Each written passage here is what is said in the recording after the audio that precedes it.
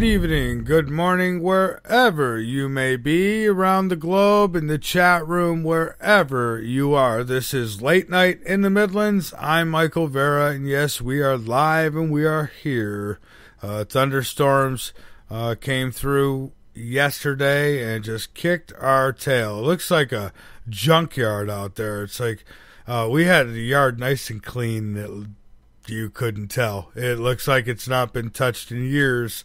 So yeah, it hit us pretty good, and so it knocked us out last night. So thank you, Ira, for filling in. Folks, the website, www.latenightinthemidlands.com.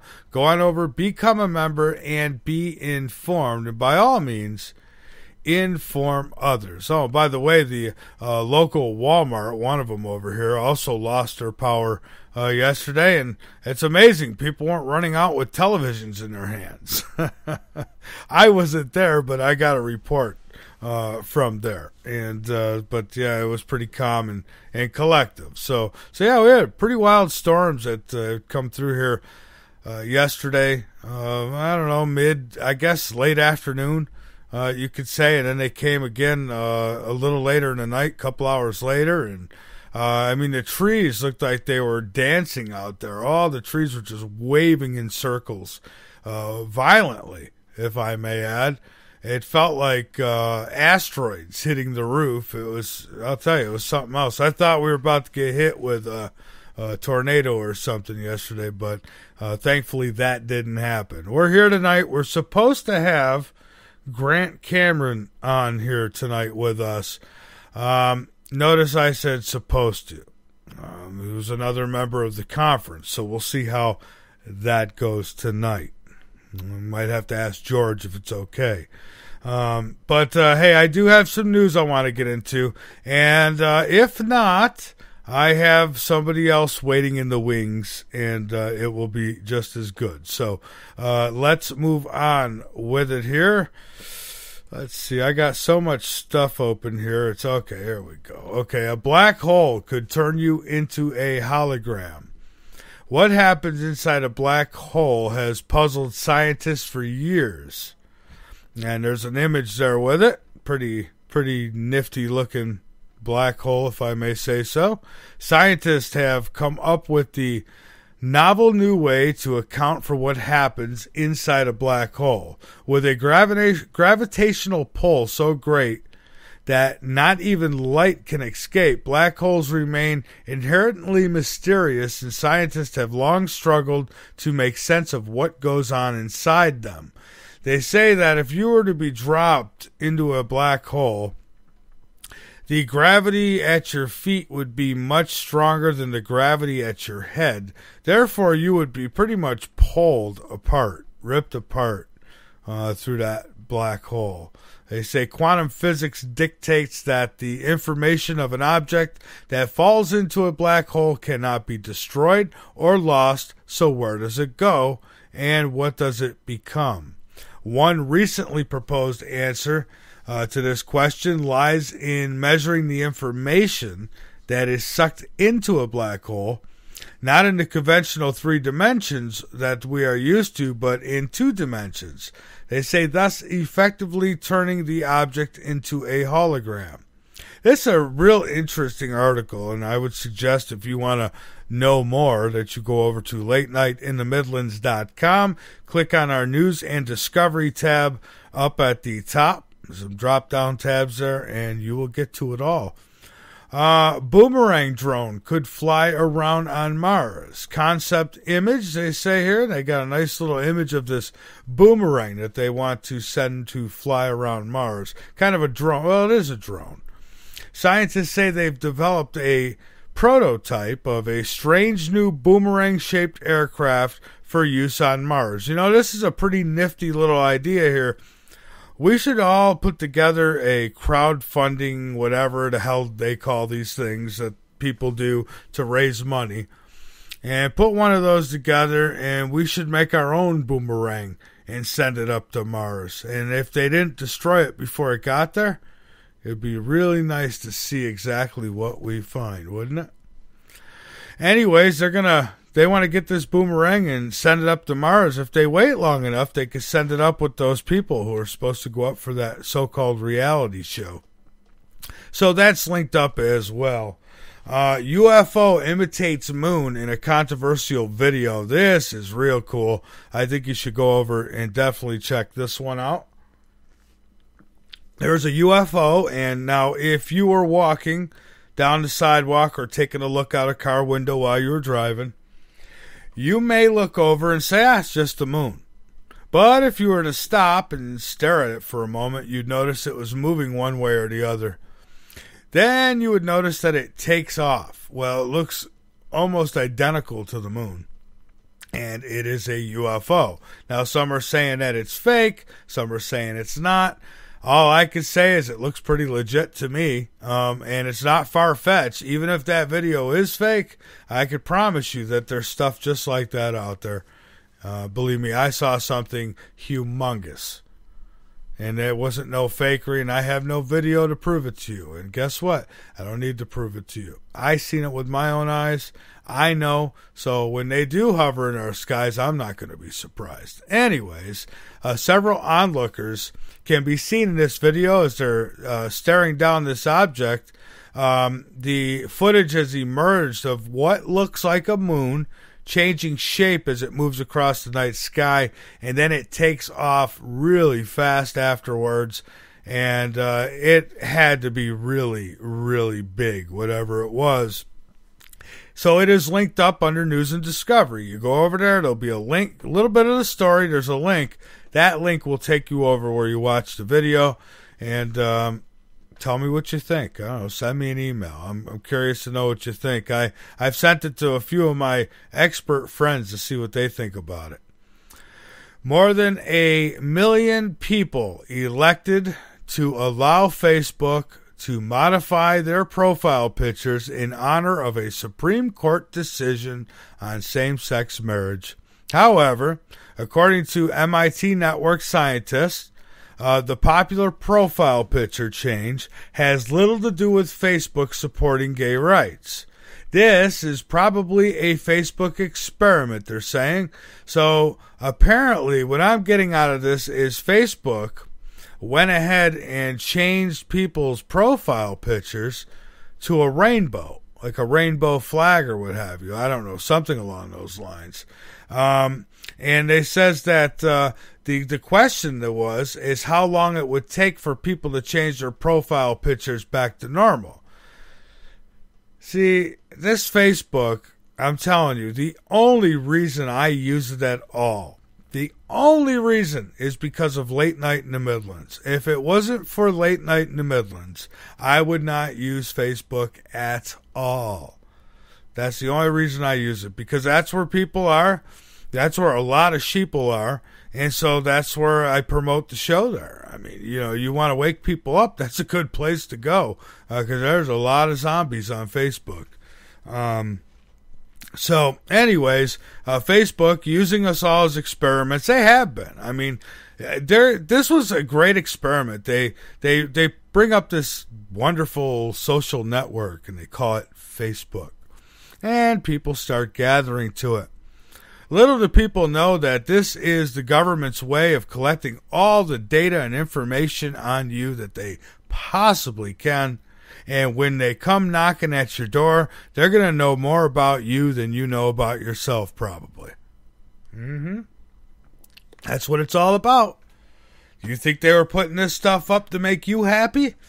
No, your happiness is an illusion, I promise you. All that's going to change. I know I hate to be the bearer of bad news, but somebody's got to speak the truth, and so I'll do it. And so anyways, they say, although corporate media reports dismiss the remarks as a joke, the fact remains Facebook has conducted a number of psychological operations on their users, including experiments to gauge the ability of social networks to operate as a massive scale emotional contagion, whatever the hell that is. Well, anyways, they used Facebook to scale your emotions. So they'll put, I don't know, anything like the flag, the rainbow flag.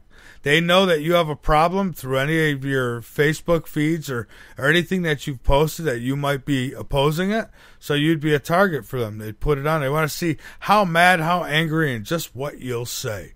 So they could determine just how big of a threat you are. Now, anyways, that's linked up. And excuse the error in it. But there you have it. Facebook, CIA tool. And, so many people are falling for it. All right, the sharks. We've talked about the sharks. We've talked about the sharks a lot. I have. I'm probably the only one that I've heard really talking in the last few years about the sharks. I guess I was joking about this with Joshua earlier, my son, and I was telling him, I says, well, I guess I'm a prophet now, right? Because, I guess I prophesized that the shark attacks would pick up, and why, right? But I'm joking, obviously. But I did, a few years ago, I did say, and it's not a prophecy, it's paying attention. It's paying attention to what's going on and knowing what actions will have what consequences. Fukushima, the BP oil spill, I knew it was killing the ocean. I knew that it was killing, a lot of the life in there, the food chain, if you will. And so the sharks know, I mean, come on, they probably talk too. Hey, those idiots, they get in the water here. So, let's wait for a bunch of them to get in. It's a nice hot day, and we'll go feast. And then you get people who are attacked by sharks, and just hours later, you got other people coming along, just getting right in the water. Like, no big deal. I'm going to say this again, folks. Stay out of the ocean. Stay out of it. It's not safe. Not only are the chemicals not safe that are in it right now, it's not safe for you because you go to the bottom of that food chain once you walk in that ocean. Those sharks are hungry, and they're feasting on you. I promise you, stay out of the ocean. Look, the ocean's being killed, folks. It's dying off. Not fear-mongering. I'm telling you the truth. You want to be in denial, you be in denial. It's dying off. There's less to eat out there. So, they're coming. And don't be surprised. Here we go. I'm going to give you another one. Don't be surprised soon if you hear about whales come swooping in to grab people, too. I'm telling you, it's coming. They're hungry. They're very hungry. But watch, these shark attacks, they're going to pick up even more. They said they're calling them, USA Today called them above average for the year. They're above average. That's a nice way of saying stay the hell out of the water. Okay? They are above average. They're above average everywhere. And they're going to keep expanding. They're going to get bigger. And as a listener brought up in the chat room the other night about the flesh-eating bacteria, that's another one. And we've covered that in the past, but I guess I failed to mention it as much as I have, say, the sharks. But, yeah, that is a problem as well. We've had some close to home here who have had that. And, I think Atlanta, it was last year, a couple people had come down with it. And Florida's getting hit bad. It's because of the Corexic and the poison and the BP. That's what it is. That's what's causing it. I told you, people are still dying from it. So, folks, anyways, shark attack number 7. Shark attack number 7 in North Carolina. This time it's a 68-year-old man, and he was pulled under the water by a shark Wednesday in the Outer Banks, this time in Arcoke Island. The man was swimming outside the first breaker about 25 feet offshore, directly in front of a lifeguard stand, when he encountered a gray shark about 7 feet long. A 7-foot-long shark. You're not going to beat that. Hyde County officials said a lifeguard saw the shark pull the man under the water. He suffered several bites to his rib cage, hip, his lower leg, and both hands. And don't forget, just a week or two ago, there was 2 teenagers who got their arms bit off. There was somebody else who got their foot bit off right at the ankle. A witness told the fake news that he saw a trail of blood from water to the sand. and the victim was able to swim out of the water. God bless him for being able to swim out of the water, being attacked by a shark, where a doctor who happened to be in the area was able to stabilize him. So this man was visiting from Massachusetts. This will be a vacation he never forgets. He went from Massachusetts to North Carolina for a visit, and he ends up in a Greenville, North Carolina hospital with wounds due to shark bites. So, this will now mark the 7th incident on North Carolina beaches in June and July. So they're surpassing. Watch, they're gonna be way up there. And I've heard the fake news give numbers like, there's an average of 36 a year. Yeah, well, that's gonna dramatically increase, and it already has. And of course, they're not gonna tell you. It's kind of like that Jaws movie. You know how they don't want to cry and shout out and warn you because they don't want people to panic. Well, that's going to be the case here too. They're just going to tell you, be careful, stay out of the water. They're going to up the manpower in the air so that they could try to keep an eye on it. I remember I went to Myrtle Beach about 4 years ago, and a friend of mine and I went out in the water, and we were swimming around for a while, about waist deep.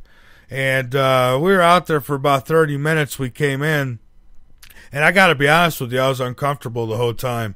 And when we came in, pilot walked over to us, and he said, if you guys could see what I see out there, you wouldn't be out in that water. I said, oh, and what might that be?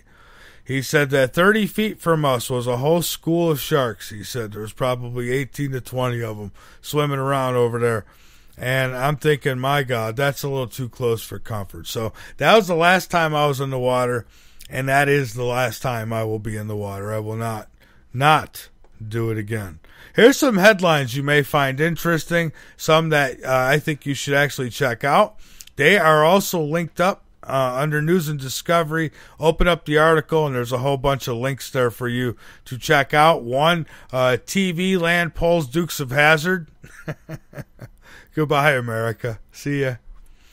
Teens storm Walmart in wild rampage of destruction. I'll say it again. Bye, America. Deadly start to summer as lightning kills most since 2009. So more lightning strike. And, and autumn, and my kids will pick on me sometimes because when the lightning starts outside, I want no part of it. I want to get inside. They think it's funny. See, I know what lightning could do. And so, all these people, they laugh and they poke at you. And look, the most have been killed since 2009 from lightning. See, I don't want to be a statistic. Plus, I've had a heart attack. Do I really need to get struck by lightning? All right, here's another one. Jim Carrey slams school vaccine legislation. Here's another Hollywooder coming out and talking. Teen takes selfie with dead grandfather and posts it to social media.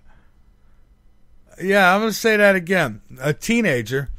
So this is how I imagine it, based on the picture, okay? He goes into the hospital room. Grandpa died. And he tells everybody, I'm a little sad and I'd like some time alone with Grandpa if you don't mind. And so they all walk out and he shuts the door. Then what does he do? He lays his head next to him, takes a picture sticking out his tongue, puts it on Facebook. I don't know. That's a little morbid to me, folks. That's a little morbid. I can see if you're crying. I don't even know. Why would you want that picture? Get a picture of him laughing, holding a beer. I don't know. That's morbid to me. So anyways, that's something to talk about around the water cooler tomorrow at work. Second Michigan earthquake in 2 months puzzles scientists. Well, some are puzzled by it, some are not. First developed nation to default on international obligations. The financial system, folks, it is in big trouble. Last but not least, smacking must be banned to bring UK into line with international law, the one world order. So, folks, with that, I'm Michael Vera. This is Late Night in the Midlands on the LNM Radio Network. And we'll either be back with Grant Cameron or we'll be back with Art Campbell. So it'll be one or the other when we return. And if our guest does not make it, I'd like to go over a little bit about this TPP before we actually go to the guest. So let's see what happens. So anyways, folks, we'll be back in just a few moments. Don't go anywhere.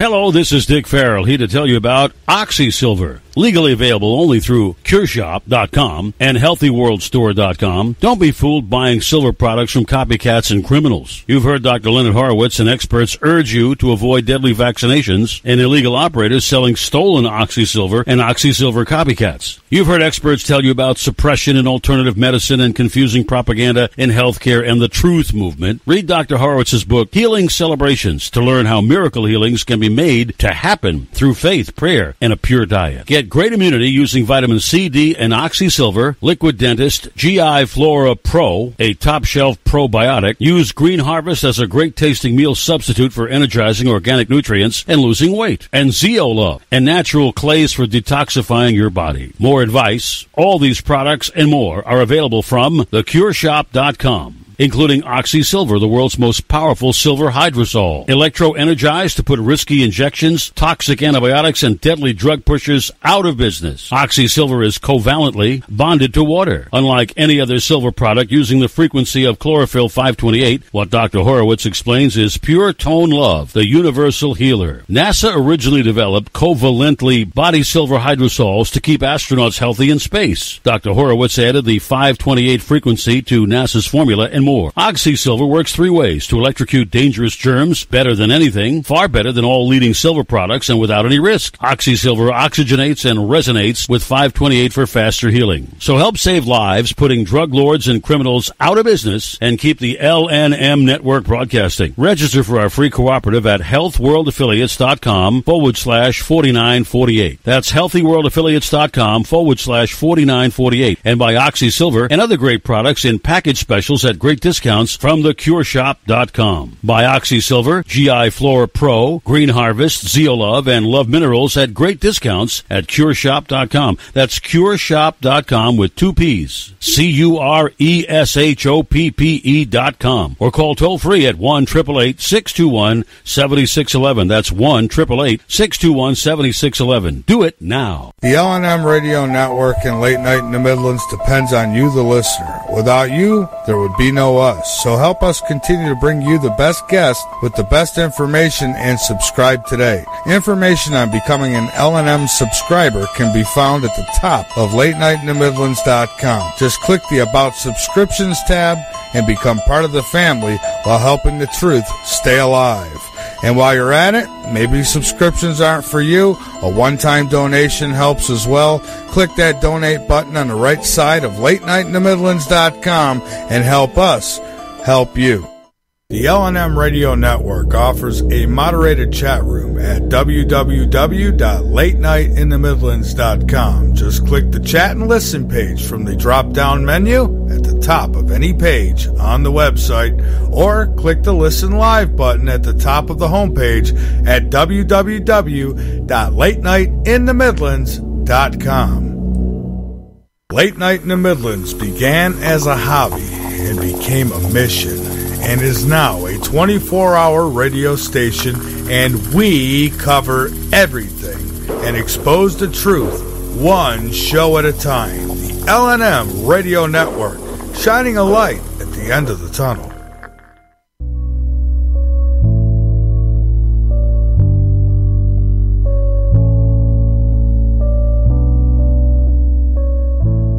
Are you tired of shows about bogus photographs of guinea pigs on Mars or fake photos of Bigfoot in the woods? How about fake paranormal shows that don't actually discuss the paranormal or believe that every object they see in the sky must be extraterrestrial?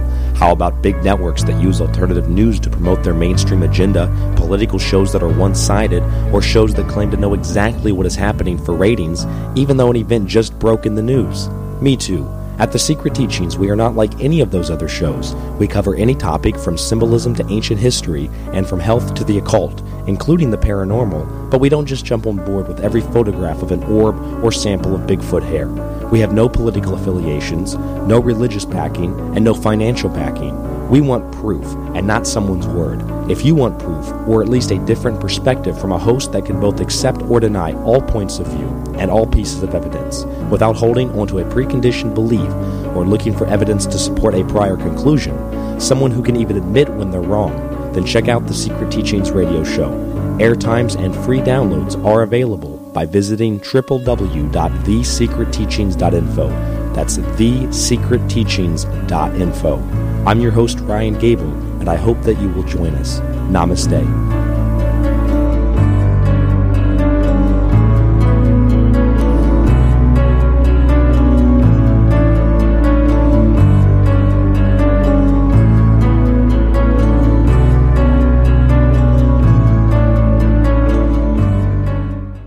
Need your L&M fix? You can find us on social medias everywhere, like our Facebook fan page, Late Night in the Midlands, or our Facebook group, the L&M Radio Network. Our other Facebook groups, The Last Frequency. You can also find L&M on Twitter at L&M Radio, and all of this and more can be found on our website at www.latenightinthe-midlands.com. Again, that's www.latenightinthe-midlands.com, bringing the truth back to talk radio. The L&M Radio Network depends on you, the listener. We could never survive without you, and that's why we put you first by putting the truth ahead of egos and greed. To sum it up, we bring you the best guest and the best information, bringing you the truth, no matter who or what it leads to. So folks, please continue to support the L&M Radio Network and Late Night in the Midlands by donating or subscribing on our website from either the drop-down tabs up top or on the right-hand side of most pages on LateNightInTheMidlands.com. We cover everything. It's the middle of the night, and there's nothing much to do. Bring your insomniac self over to Late Night in the Midlands and learn something. We've got every topic you can think of with very little being off limits. Alien abductions, government corruptions, the stuff that's got your sleep disrupted. Come join the conversation tales and tune into Late Night in the Midlands with your host, Michael Vera.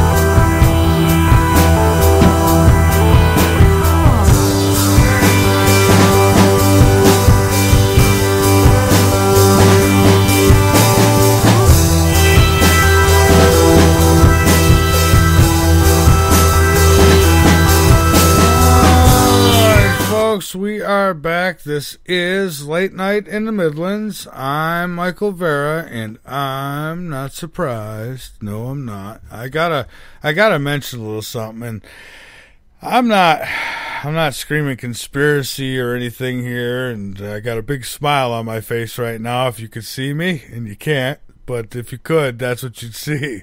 I had, in the last couple months, signed several guests from a particular conference that happened. in a desert. And of those guests, just a few have come through as scheduled and as promised. And the rest, and again, I'll bring this up, I was told through the grapevine by a few different people, one in particular who apparently was at this conference, and I was told that it was mentioned by one George Norrie that, you know, kind of telling these guys not to come on my show. So, I don't know if that's what actually happened, but God darn it, how many is this now? I mean, folks, I've never had this many people not show up for a show in my entire career. And so I would say, but the good news is we've got through the last of them. We've got through the last of them, and it'll be a cold day in hell before I fall for any of it again. But you know, now again, that some of them, I mean, probably legitimate reasons why they couldn't come on, whatever those reasons. Some, you know, they told me this or that, and we rescheduled a couple of them.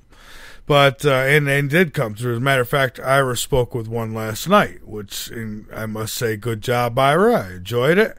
I did listen to it today while I was working, you know, while I was getting ready for my guest tonight. But the good news is we'll be talking with Art Campbell, tonight, a guy who hasn't let me down anytime I scheduled him. But, all right. So I get, about 15 now in the last week of emails from people regarding the TPP. I had a woman who actually Skyped me today and sent me a message on Skype about it. And I'm going to see what I could do about getting an expert on the show, maybe even for an hour tomorrow night after Courtney Brown, after we're done with Courtney, who will be here tomorrow night.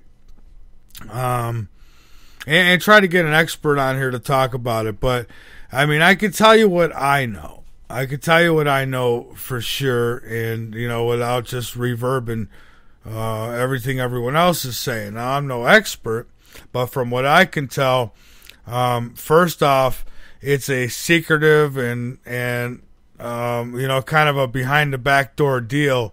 And so it is called Fast Track. That's what a lot of people are calling it. And it's a good name because it puts American people on a fast track to lower wages and definitely going to make very, very fewer jobs available to us all. One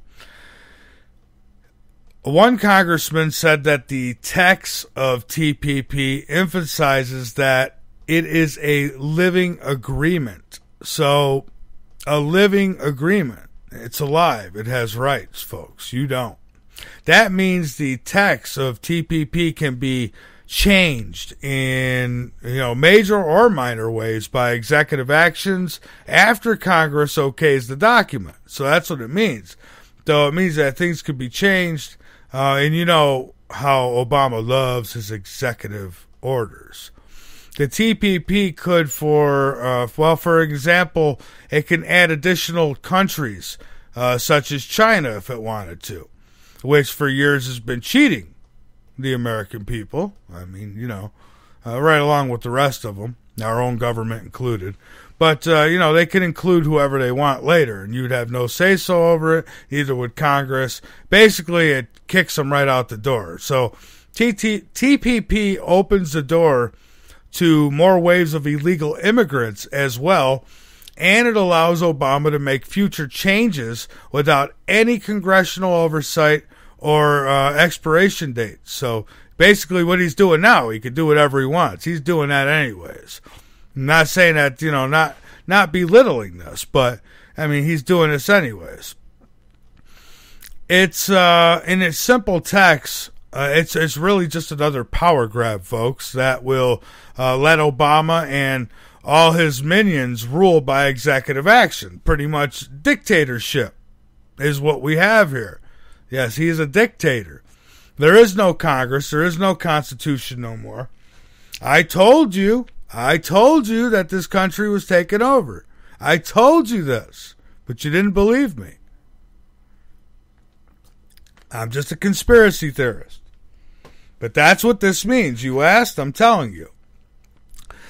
Oh, let's see here. And also, by not calling TPP a treaty, even though it involves 12 countries on 3 continents, the globalists induced the Senate to abandon a 76-vote threshold for treaty ratification and even the 60-vote threshold for important legislation. So that will be obsolete. Fast track consolidates power in the executive branch and eliminates Congress, constitutional power to amend or even debate trade legislation. So Congress, non-select. I'm telling you, dictatorship is what it means. Fast track allows only a specified up or down vote on this international agreement without any public oversight or ability to amend it. There's nothing you could do about it. In other words, King Obama will slam his mallet down on the desk, and that's going to be it. So if he says off with your head, it's off with your head. Fast track will increase our trade deficits, which reduce economic growth. Economists have estimated that the last trade deal, which we made with South Korea, and which is a template for TPP, wiped out 50,000 American jobs. Fast track turns over some of our authority as a sovereign nation to international authorities. Can anybody say UN? Blue helmets, baby. They're coming. Which is a major long-time goal for the New World Order scumbags. The code language that hides this in TPP is the statement that calls it a living agreement. This means Obama and his executive branch, pen pals, people, buddies, brothers, whatever, can take all kinds of actions on Article 1 of the U.S. Constitution and reserves to the legislative branch, such as ratifying or changing a treaty and controlling immigration. So that's it. See how the borders have been open? Do you notice he's doing all this already? This is just going to make it legal for him, is all. So Congress has simply gave away its constitutional authority to global gangsters. All of you, everyone listening and everyone who can't handle the truth and should be listening, anyways, all of you, and me included, all of us, we have allowed this. We keep allowing it. We're afraid to rattle the cage, you know. So meanwhile, they're just going to keep doing what they do. Congress is using secret agreements to give American prosperity to Asia. You're going to be owned by China. This dictator, Obama, he must not be given any more power to do anything else to harm this country. I'm telling you. You know, for everyone who keeps just calling him a puppet, I have news for you. This guy is more than a puppet. He is the puppet. Yes, the puppet. You remember the Emperor? Well, he had Darth Vader. Well, this Emperor has Obama, okay? And boy, has he pulled the wool over your eyes, and how it's tired me for the last 8 years warning you all, telling you, before he was even elected, I warned everybody. I just think what we could have done 8 years ago. And now look at how much tougher it's going to be now. But hey, it is what it is. Raise your rainbow flag and be proud. Be proud. All right. So anyways, yeah, our guest is not with us tonight. And I'm sorry to say. So we're going to bring on another guest tonight. We're going to talk with Art Campbell. And, well, he is a friend of mine and past guest on this show. And just I love it. It's just it's one of those songs that makes you. It's kind of got that old style feeling to it, but it makes you want to get up and and shake around a little bit. That's why I'm glad I don't have video in here. It's just my voice, so you can't see me being stupid. So anyways, I want to tell you a little bit about my guest tonight. Art Campbell is a published author from the Northwest whose work has covered mainly pioneer history. He has also conducted UFO research for organizations such as NICAP. His websites are UFOCrashbook.com. He's got a book out there, UFO Crash, at San Augustine. And we're going to talk about that a little bit tonight. He has, what I have for you tonight now is if you go over to tonight's show picks, there's a tab up at the top on the right-hand side of the website, and you click that, and it'll take you over, and there's some pictures there, but what's more important is there's a link there, so you can go right over to his website and check out even more, because he's got a whole bunch of stuff there, pictures, it's explained, and we're going to talk about it tonight, and he told me that he's got some new info that he wants to talk about too tonight, so I'm looking forward to hearing about that and what it might be, maybe some kind of new analyst that's, going to tell us more, I don't know.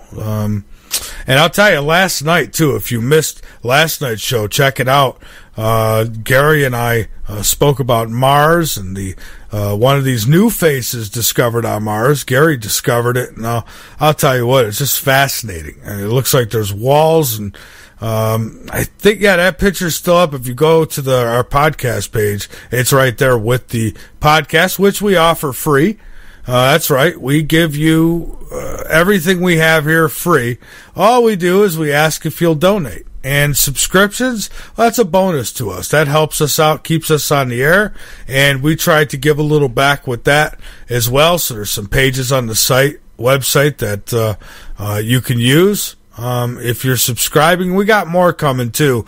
We've been working hard, folks. There's a lot to it. So, anyways, I told you a little bit about my guest, and I am going to bring him on now. As a matter of fact, he's calling. Art, welcome to Late Night in the Midlands. I was just getting ready to call you. Yeah, hey, how about that? Yeah, well, how are you tonight? I'm doing fine. And yourself? I am doing just fine. You sound a little, kind of like, I don't know, maybe cell phone? No, I'm on a regular landline. Oh, you are? Yeah, I can speak up if you like.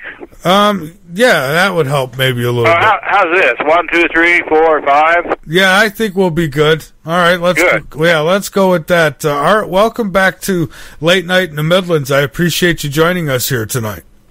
Well, it's been nice to have being invited.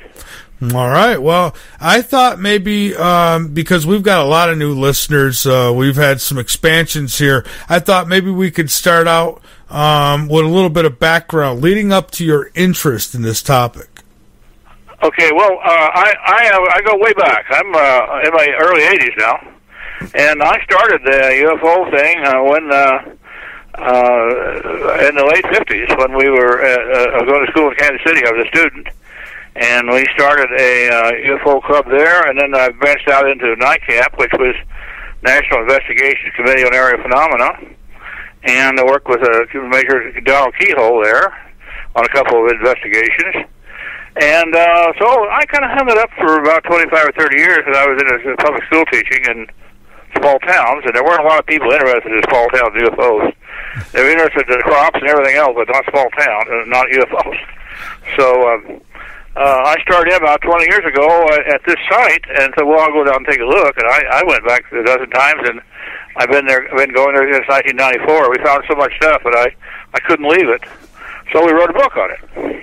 I see. And if you wouldn't mind, maybe please share some of the details about this UFO crash on the plains of San Augustine back in 1947, because I think a lot of people know about Roswell. You don't hear too many people talk too much about the other crash. Well, this happened 5 days before the Roswell crash was discovered. Now, it's possible they went down the same night, but ours was near a highway and theirs wasn't. So that may be the difference. But as far as we know, unless two ships collided in the air, our side has nothing to do with Roswell. But we have found Roswell doesn't have one scrap of evidence that lots of people have talked about it, but we found it out there, but had to take a bushel basket to get most of it out each time. So we had 15, 20 pounds of wreckage we pulled out of the site. I'm up on if your listeners are on their computers, can I give a website out? Oh, yes, please do. Okay, website is www.ufocrashbook.com. Take 3 W's at ufocrashbook.com, and they should be up on it. And as a matter of fact, Art, I have you linked up on our website, and it goes right over. We got a tonight's pick page, so your link is there, and we also have it on the home page in the picture slider. Oh, great! All right, now I'm not at my computer. I can get to it. It was about 10 feet away, but I'm looking at my home page right now. I put it out and paste it up, but on the home page that we have, it shows gentleman working with a metal detector, and we found quite a bit of stuff underground, and some of it was even on the surface. Amazing. And I was looking at the pictures, and of course we talked about some of this the last time, and I think that it's incredible stuff. Now, who exactly discovered, because I don't remember everything about it, but who discovered the crashed object? The crashed object was found, we're pretty sure, by a soil conservation agent named Barney Barnett. It was actually, he was working with his first year with the Soil Conservation Service and was on his way south down the highway and saw something glinting. And he knew the ranchers and what they were building. He didn't know of any barns over there. So they thought, well, probably it's an airplane down. I got to get over there. So he found a way over there. And when he got there, he said it was a round disc. It was split open, and there were several, one or two aliens on the ground. He told a friend it wasn't from here. And so he's the guy that pretty well discovered it. So he actually described seeing alien bodies.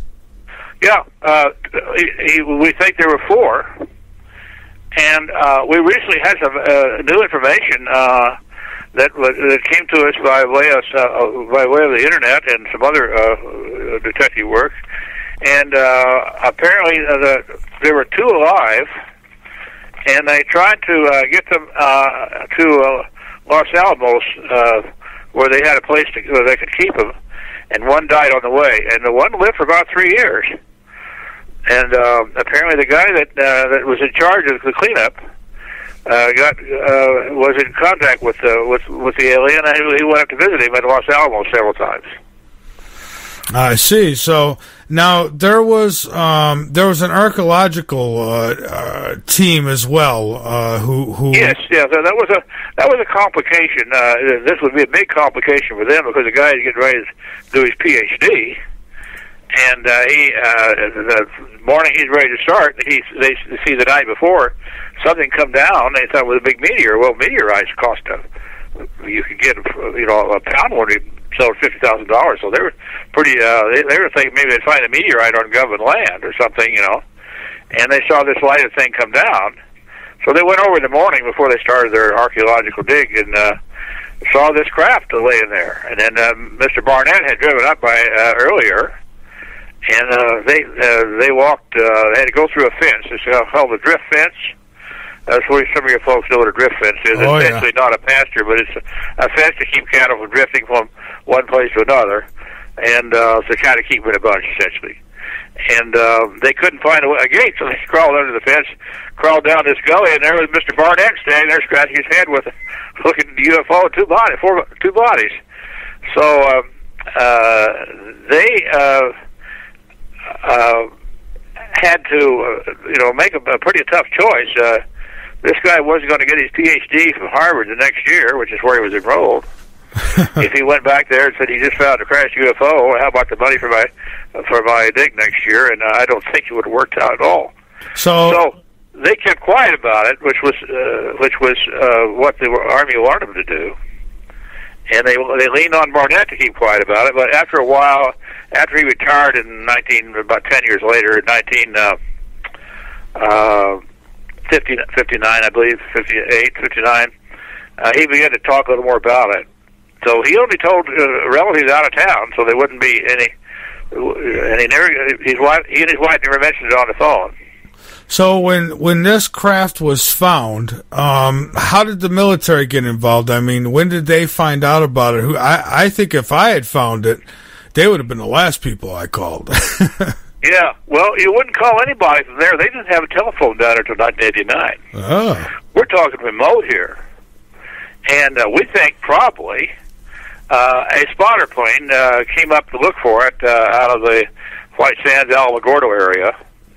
They may have seen something on radar and were able to check the last place that they could see it. And they were there within 45 minutes of Mr. Barnett and the archaeologist. And so they had apparently information that something had crashed there. And we think they left a crew there for a week or so cleaning up. There's lots of little pieces of foil and stuff. And we had everything analyzed, really detailed analysis of everything we found. Yeah, and I was hoping you could tell us a little bit about the analysts and you know what was discovered. I'd love to get into all that. Well, essentially, the thing that was the most laying around, and we found some of it, was pieces of foil that looked like foil from a barbecue or something, and we didn't think much about it. We picked up everything that was there, and later we had it analyzed and found out it was a coated foil. It had some of the foil had 12 or 15 different pieces of elements on it on one side, and on a coating, and on a base aluminum, and we didn't have anything like that in 1947. Our aluminum foil is pretty much 99% aluminum, and you look on the box and you'll see a Reynolds wrap or Alcoa or anywhere we got up there, and you'll see that it's almost 99% aluminum. And this had 8 or 10 additives, and then there was a whole bunch of trace elements that were under 100 pounds per, they call it 100 parts per million. And so we only counted the ones that were higher as being added probably by the aliens for some reason. But we had no idea what it was for. It was little pieces like you'd find, after somebody bought a hot dog or something like that, they're kind of wadded up thing. Yeah. And these were flat and quite crinkled. And we have some of that on the webpage. If anybody's on that www.ufocrashbook.com, the first thing at the top is some of the foil. We have one of our Navajo workers with a metal detector there, and there that was the foil we found. And we found about 15 pieces of this. And by the way, they didn't sell foil in the area until 1955. It was very slow getting in there because the ranch people had ways of cooking and they weren't freezing yet. There's no power, not a lot of power to freeze. So they'd cook up everything, and I asked one gal what she did with the leftovers. She said, well, they went to the dogs. So they had everything, all the bases pretty well covered. But this foil, was just too much of it to be a coincidence. And they weren't using it until 10 years later. They used it for freezer wrap, actually, then. Now, keep the freezer burned down. But you can see it there on the webpage. Yeah, I'm looking at the pictures now, and some some great photos. Now, we had. I'm a photography teacher, and I won't let anything out that's not good and sharp. Right. And some of the other stuff we found also was coated with various coatings of elements. And now we did find an I-beam, which is kind of our holy grail, essentially, because Roswell was pretty well talked about I-beams there. But ours is a big fat thing, 13 inches long, 13 and a quarter, and 2 inches wide on the flanges. And we actually think it was an H-beam. H-beams hold horizontal loads, and I-beams they use it for skyscrapers, to hold a vertical load. And we think the H-beam underneath the floor of a UFO would be pretty appropriate because it would certainly be a horizontal load. Right. So now, I would have to ask, how does the military miss stuff like this? Because you would think that they would get a fine-tooth comb and make sure nobody had You know, we saw those pictures on Unsolved Mysteries where the military guys crawling side by side, picking up, grasshopper legs or what have you, And we get the feeling that this is the way it was. Well, this stuff was scattered over a quarter of a mile, probably 100 yards wide, the foil was. The heavy wreckage was pretty well in the trajectory of the craft that was crashing, but the foil had been blown around over the years and covered over with sand and dirt. We're in the Royal here, which is a sandy, dry gulch, essentially what it is, and it occasionally handles flash floods. So that's how the drainage works in western New Mexico. You go to the nearest arroyo, and the water runs away. So that's kind of where we were. It was about a mile from the road, and we were able to drive right down to it. But we thought that also. But here's the problem: we have rattlesnakes there, not a lot of them, but enough of them where you don't want to take your hand in a hole. Yeah. We have buckbrush, which is kind of prickly. And it's not like an open prairie where you've got all these Army guys crawling on their hands and knees, looking like a prayer visual in Iraq. True, and back then they probably didn't have the technology that we have today where they could scan through the soil and stuff, right? Well, they had metal detectors, but they weren't. World War II, the metal detector was made to pick up the pin of a mine, maybe a quarter of an inch across. And it would have been quite a lot of work to get a lot of metal detectors up there. So what they did, essentially, was pick up what they could and cover up what they didn't want to take with them.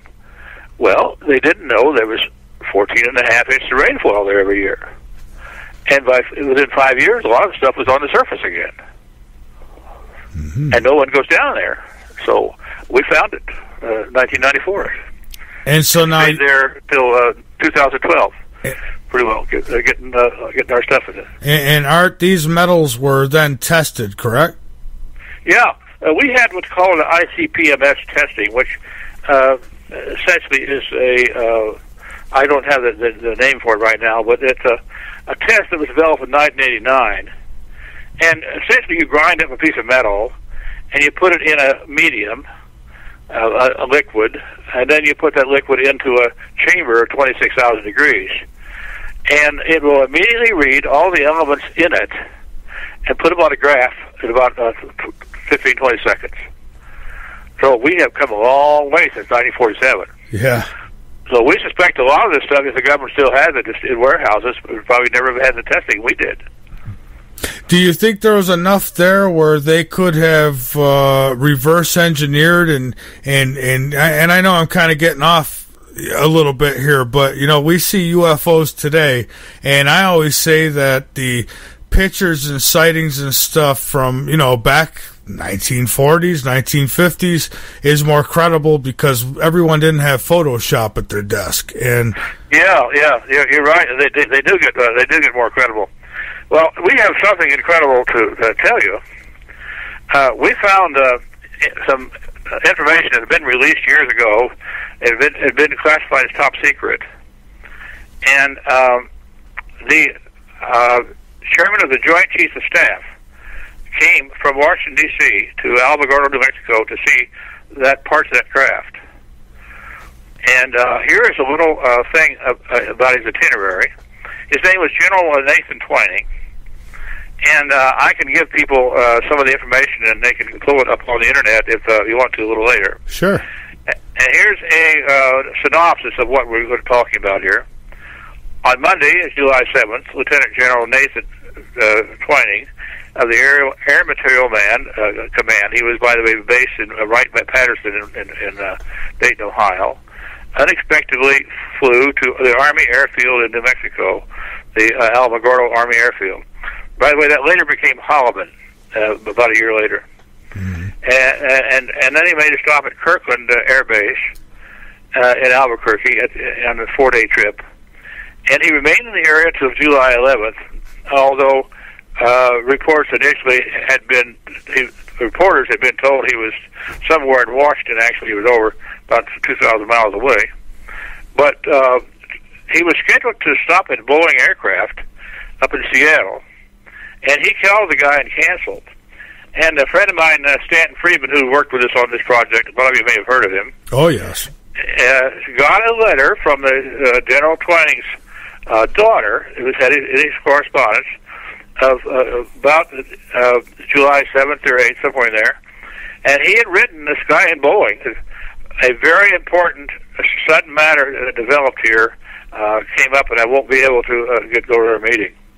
He canceled the meeting with Boeing over a B-29 modification to go down here. We know it must have been important. Yeah. And we think it was this crash site because the Roswell one was still on the ground. They hadn't picked it up yet. It was up at the place called the debris field. And we think that's the same day, about the 7th, that Jesse Marcel went out there with a CIA agent they had at the base called, named Cabot, Sheridan Cabot. And so we have, our wreckage is already in the laboratory, and they're just now finding the Roswell material, and they haven't picked it up yet. So we've got 5 or 6 days ahead of the Roswell craft on this craft. So we're nothing else landed that we know of for anywhere. And we think why he was so excited about getting there is it's the only craft intact. They've had pieces all the time, but this one they could really have back engineered if it was possible. Oh, so we think it was a craft intact with a split in the side and 4 bodies, one of which lived. So this one actually skeeched along the ground. It didn't actually crash. It would crash. It skipped, Michael. It skipped. At one place, we found where it skipped down, and of course, we found a lot of wreckage in a circular area. So it was on the surface. They said, let's dig down till we find it. Well, the rain had taken away some of the loose soil, and there may have been stuff there that the Army missed, you see. Yeah. They were there in July in a dry part of the year, and the next year we had rain and wind and snow, and some of the stuff got covered up. And over the years, things do get covered up. But we found some of the stuff is, 2 or 3 inches deep. They didn't dig any deeper than 6 inches for any of it. So literally, this stuff is on the surface. So they were very excited about getting that UFO down at that they had taken down to White Sands Missile Base down there, Alamogordo, Mexico. And we think this is the first full UFO that crashed. They've had other ones with pieces, but this is the first one that was in reasonable shape. Now, I wonder why, I guess this is kind of one of those weird questions, but I wonder why, their buddies didn't come and rescue them quick, Well, that's a good question. I had been asked that on Art Bell at least once. And we think that these they were little gray aliens like you see pictures of. They may have been clones. Half of the crew may have been artificially made, and Colonel Corso said they had taken extraterrestrial biological entities and cloned them. That's like Dolly the sheep, remember? Yeah. And then they put parts in these little bodies that would withstand the rigors of space travel.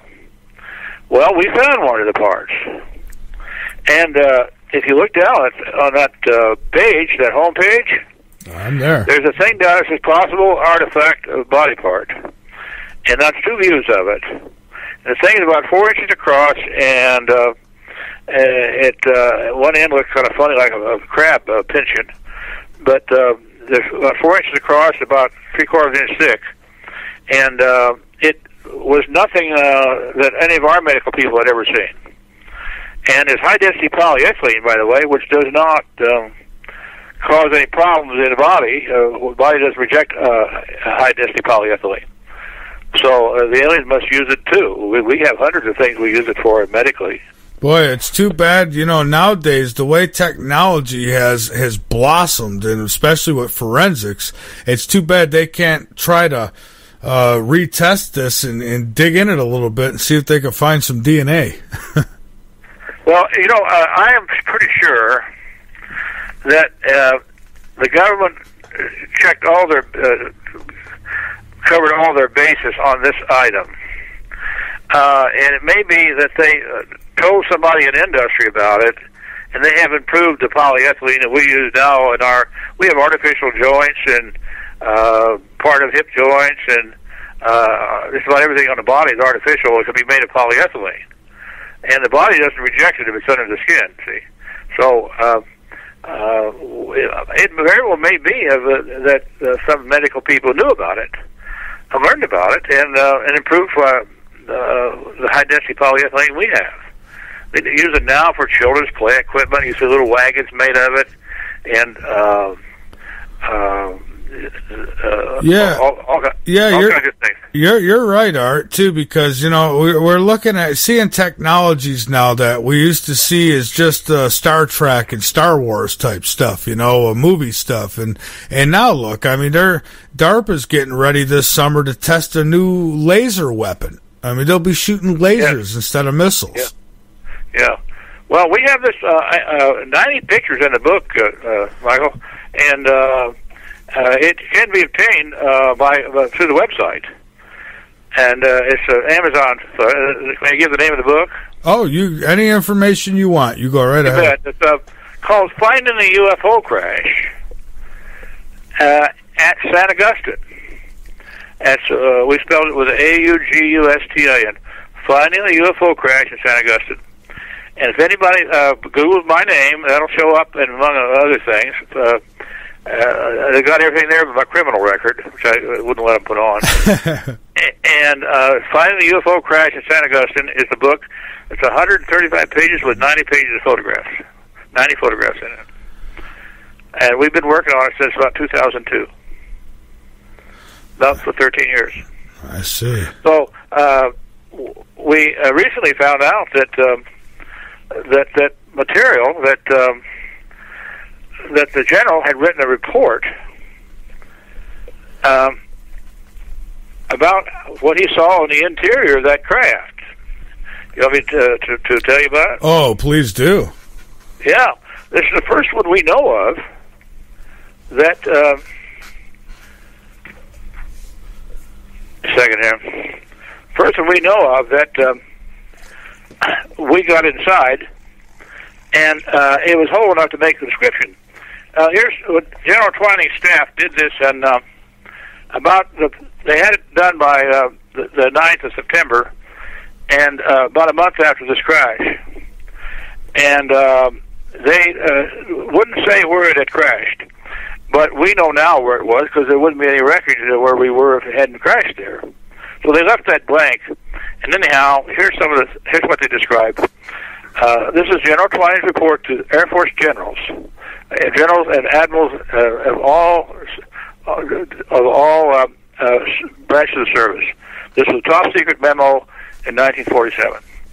They say we had the manufacture of these things as follows: a circular disc-shaped platform, and does not resemble any design currently under development. And it had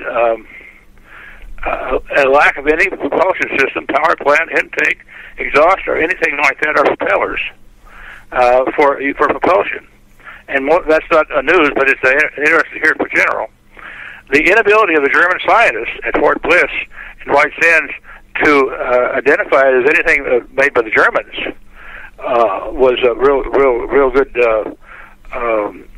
good idea. They were staying down at Fort Bliss, down in the southern end of Texas, and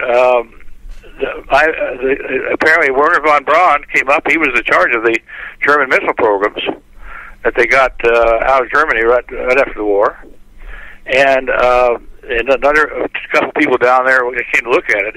And one of the reasons they may have gone down there is that let these guys see it to get their opinions. And Now, do your listeners know who Dr. Oppenheimer is? He's the father of the atomic bomb. He was there. The father of who? The atomic bomb. Oh, yes. J. Robert Oppenheimer. And he was the guy that was in charge of the Manhattan Project at Los Alamos. He was there. He gave his opinions. And they thought it might be a Russian thing or something. And so they looked for any kind of ID numbers or instructions in any kind of English, and they didn't find anything at all. If it had been Russian, they at least have some part numbers, on it. And nothing at all was there. So it wasn't manufactured in Russia, and it certainly wasn't manufactured here. And on the interior of the craft, they discovered what was under the floor, which was a possible atomic engine. And Dr. Oppenheimer and Dr. Karaman, who was a high scientist in the U.S. in those days, von Karaman, the possibility exists that the craft itself comprised a propulsion system, thus allowing the reactor to function as a heat exchanger, and probably may run on hydrogen. Well, there's unlimited hydrogen in the atmosphere. Well, they've got a built-in gas tank right there. So apparently, whatever they were doing, were able to use the Earth's atmosphere in their propulsion system. I bet you, Art, that they're using what Tesla called the free energy, that exists, that we're told doesn't exist. I bet somehow they're able to use that energy but if they do use the energy from the planet, then what happens in space? Do they charge themselves up? These craft, we don't think came in space. Oh. We think they came from a mothership. Ah, okay. That may have been up in the troposphere somewhere, up near where our satellites. So some of our astronauts and people have reportedly seen round ships with hollow ends like cigars, twice as long as a football field. Oh, kind of like carriers, if you will. Yes, exactly. And these things are stacked in there like poker chips. It's incredible. It is incredible. Here's the power room underneath the floor. A donut-shaped tube, approximately 35 feet diameter, made of what appears to be plastic material, was under the floor. The tube appeared to be filled with clear substance, possibly heavy water. A large rod centered inside the tube was wrapped in a coil of what appeared to be copper. And they had no idea what it was, but they think it might have been a storage battery or something like that held power.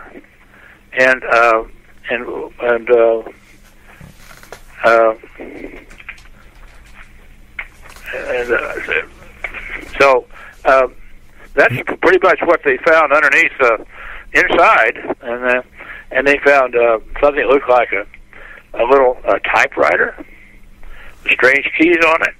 Huh. But here we've got the internet now. We've got keyboards and a little joystick in there. Oh, a little joystick. This is a report from the General Twining staff to all the generals in the U.S. Army, Air Force, and Marine Corps. Amazing. Now, we're in the process of getting checked out to make sure before we put it back in the book again. But it boggles the mind. Yeah, that does blow the mind. That's fascinating. I mean, and this is an account from a general, right? General Nathan Twining. He had his credentials were. He was later, 3 years later, appointed by Eisenhower as the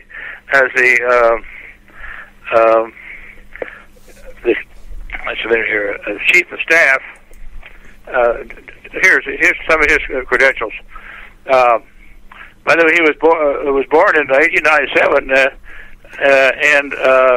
at Monroe, Wisconsin, and he had been an officer in World War I, but just got out of West Point in time for the war to be over.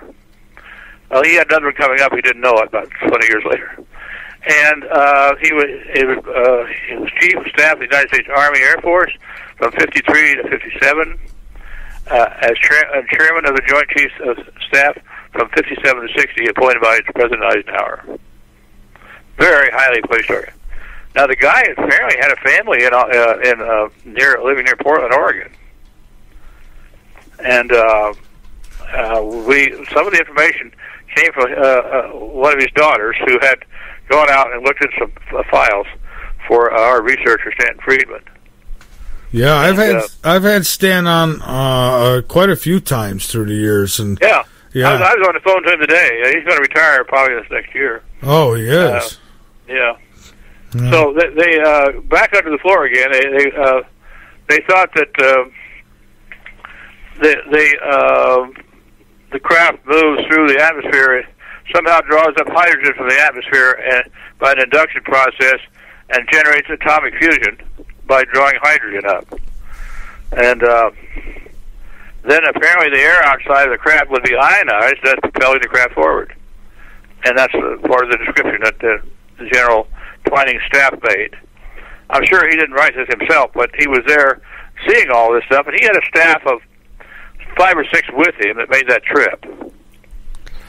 What? And then they went up to Kirtland, which was an air base up near Albuquerque, and apparently they took some of the equipment up there, and then we heard that they had buried a disc there for a while. We don't know why.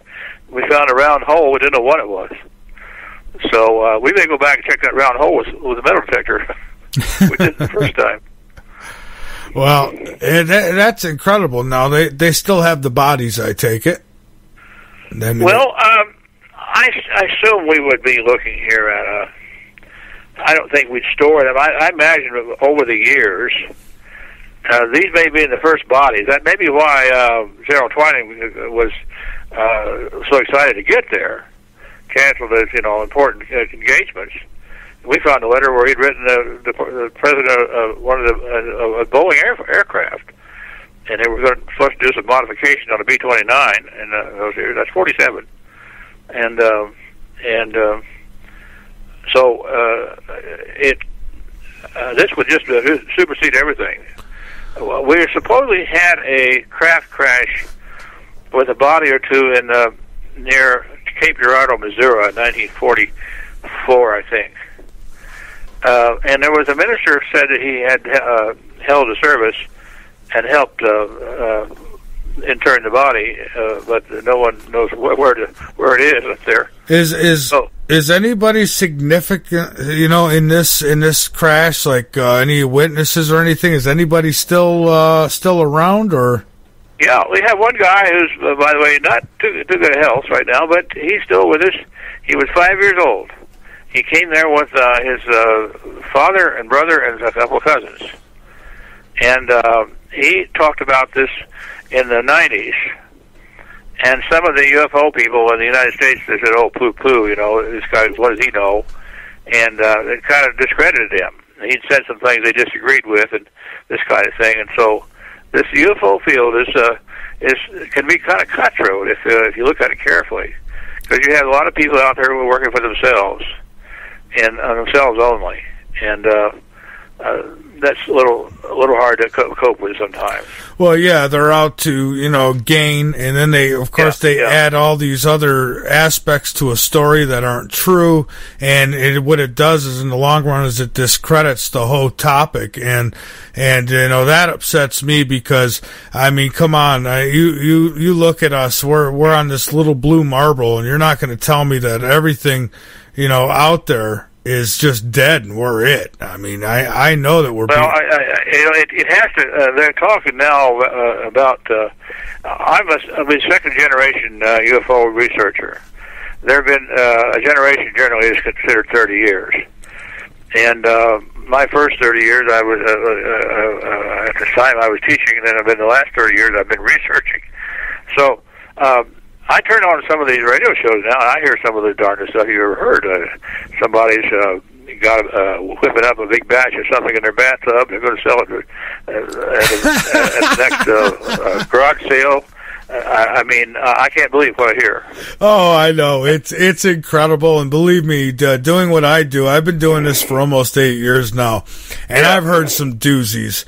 And, I'll listen to anybody, but when it comes down to it, I mean, it comes down to what you can prove. And that's why I love talking with you because, you guys, you got your fingers dirty, you got into it, and, you've been honest about it. I mean, you're not feeding any wild stories. I mean, this crash I think it's fascinating. And, these bodies now, I do have a couple questions here because I know people, it's almost like I could hear their energy hitting me in the head. And some of the questions out there would be, how did he know that these were alien bodies? Because there are those out there who claim that there were secret operations going on between the Russians and the United States, and that these could have been test dummies. But I think he could tell the difference, right? Yeah, I've seen pictures of them, and believe me, you're looking here at a 4 and 4.5 foot creature. His or her arms hang to his knees, literally, and the head is pear-shaped, inverted, very large cranium, just little tiny holes for ears. And we think some of them that are clones look like the biological alien, but they may have just made something. Some of them have a mouth. You look inside, there's nothing there, but solid gums. And I haven't talked to anybody who's done an autopsy yet on these things. But believe me, if you saw one, you'd know it was not from here. And this guy that Barnett said that they weren't from here. And so he was sure there was a spaceship from outer space. And he was kind of on tenterhooks with his job. He was supposed to be an expert in public relations. They'd hired him because there'd been some problems with previous soil management people. And so he couldn't go down and now see what he'd found. And so he stopped by and talked to his boss on the way home that night.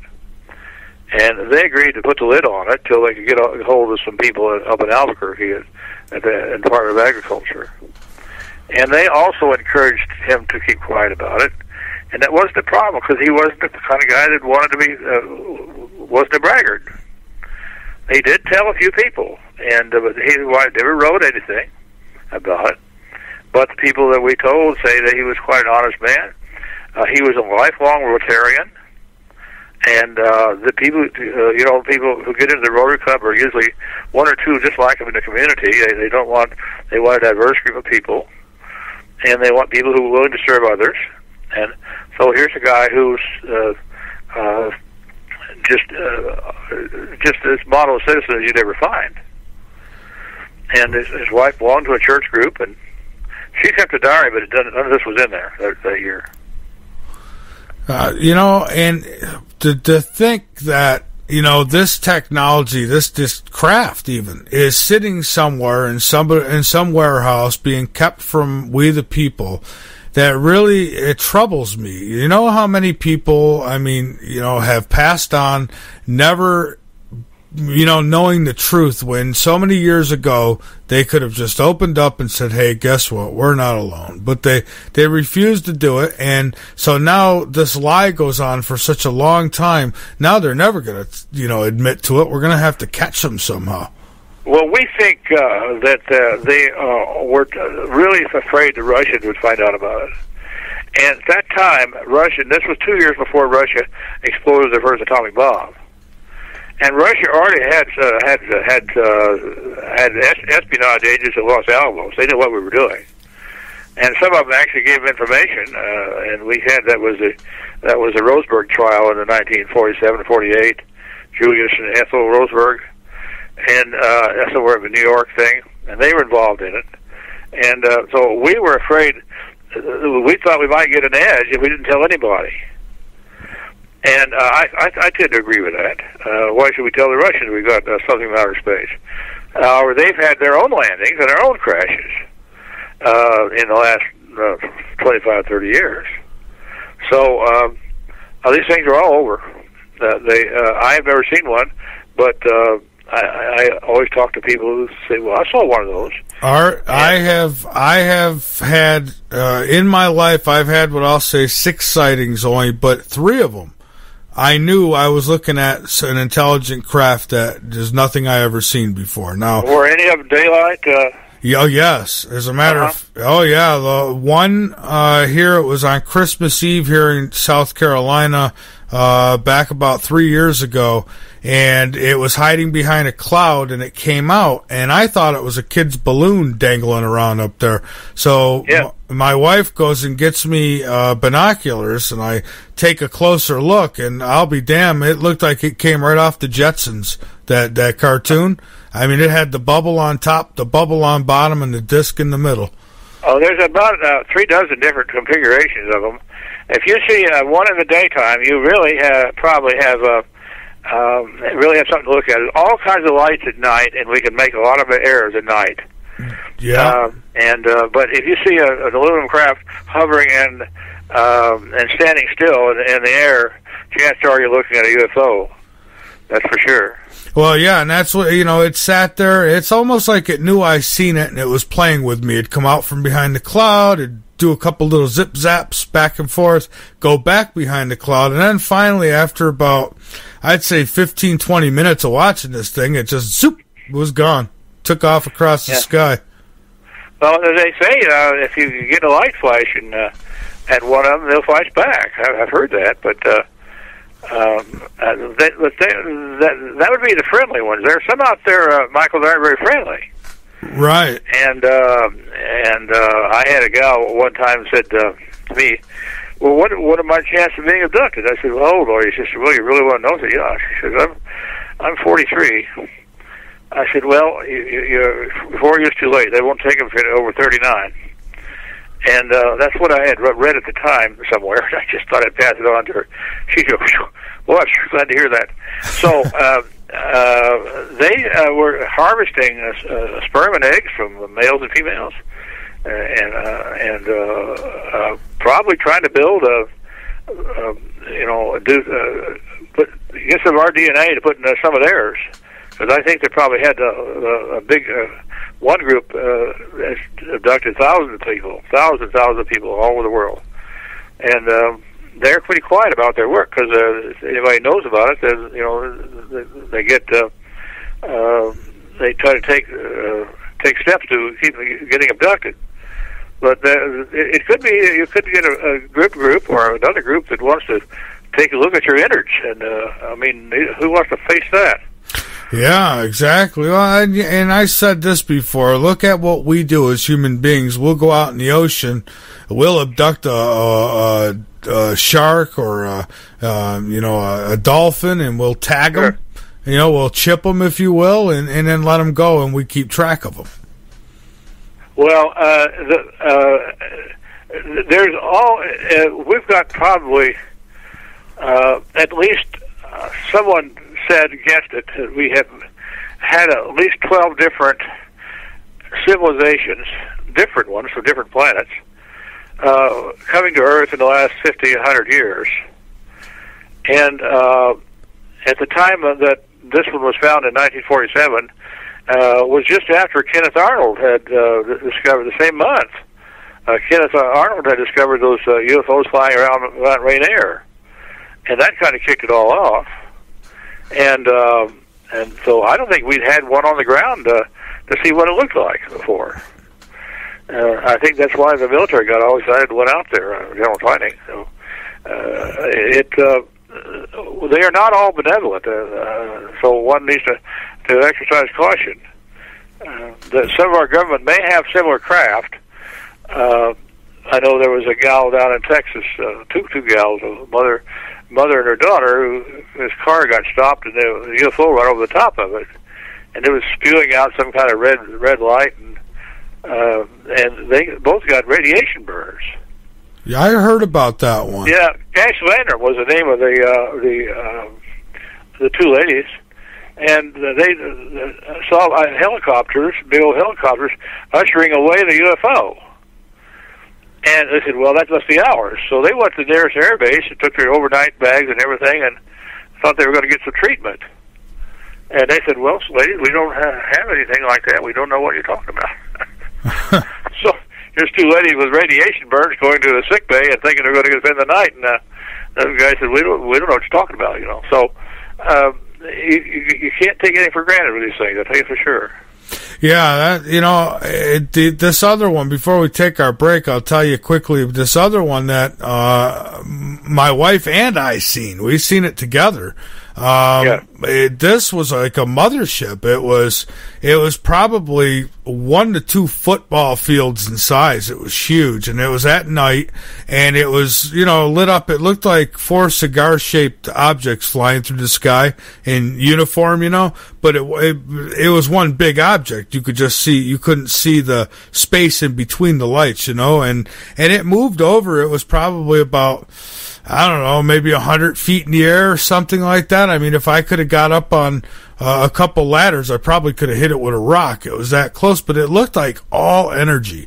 It's just total energy. And the only thing I could call it is a mothership, because it wasn't nothing else. I mean, I never seen nothing like that in my life. The first guy to come up with a picture of one was George Adamski in 1953. And he had a book called Flying Saucers Have Landed, and he authored it with Desmond Leslie, a British author. And they had several pictures in there that he took with a 6-inch telescope, close-up of UFOs. The book is not now in print anymore, but I did investigate him for the NICAP group when I was in Kansas City. But there were a lot of people who were claiming that they'd been taken to Venus and Mars and around the Earth, and in those days we had nothing to go around the Earth except longitude, latitude lines, and there was a lot of people coming out wanting to get involved with speaking and writing books and what have you. So if you were convincing enough, you'd be invited to a conference to talk. Yeah, and I think this is kind of what they're vying for, and that's true today. But people are far more sophisticated today than they were in the 1950s about UFOs. Well, if they had ever taken me and done anything, I don't remember any of it. So, well, there's apparently some kind of a blue light they use. It's like anesthesia, and so chances are you wouldn't remember it. Some people can remember something under hypnosis. And that was a famous case of Betty and Barney Hill in 1964, I think. They were up in New Hampshire, and they got trying to get away from this thing, and it came out. They got into a dead end road. At the far end of the road was this UFO sitting there. So the guy driving the car starts to back up, and his motor dies. And apparently they looked outside, and there were some of these gray aliens, and they, for reason no one would know, opened the door, and they were taken into the craft, and they were examined medically. And I remember one funny thing that happened. By the way, James Earl Ray, the famous actor, we've all seen in many shows, played Barney Hill in a movie. And I did it years and years ago. And so he was laying on this table, kind of strapped down, and the guy comes in and grabs a hold of his teeth, and he had false teeth, and his upper plate came out. Well, they were pretty looking around. Well, what's going on here, And apparently, he and his wife got to comparing notes, and they had grabbed her teeth, and hers was still all in there. So they decided to go grab him and see what happened. Well, he was wearing a big false plate in front.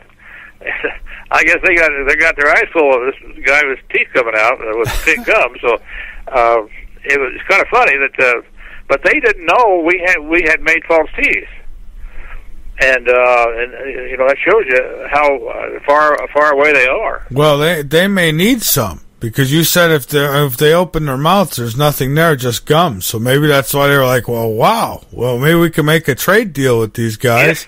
Yeah, I think those that are they look like they're regular aliens, but I think they're clones. And you ask why they didn't come pick up their people. Well, we think they're probably expendable. And and we think that the craft is sealed, hermetically sealed, like you would seal something in an airplane, and if it gets into anywhere in the atmosphere and it breaks it, that whatever they're breathing, they have trouble breathing after that. So apparently they didn't breathe our air very well. I see. So, but still, even if they're extendable, you would think that they wouldn't want to leave any evidence or any way, for us to start investigating on it. Well, I don't think they were as security conscious as we were.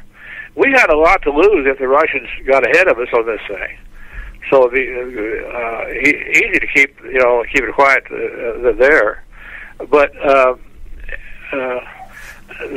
they don't seem to be necessarily hiding anymore. Some of these big triangular crafts come over.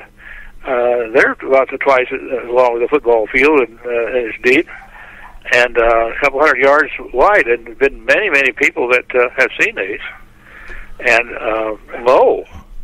Mm-hmm. One hovered over Belgium one time, and the whole police force saw it. About 1989 or something, somewhere in there. One went up the Hudson River in New York, and very slowly, about late 80s, and they were about like a big slice of cheese. These hats that people from Minnesota wear when they go to Super Bowls? Yeah. Made out of cheese.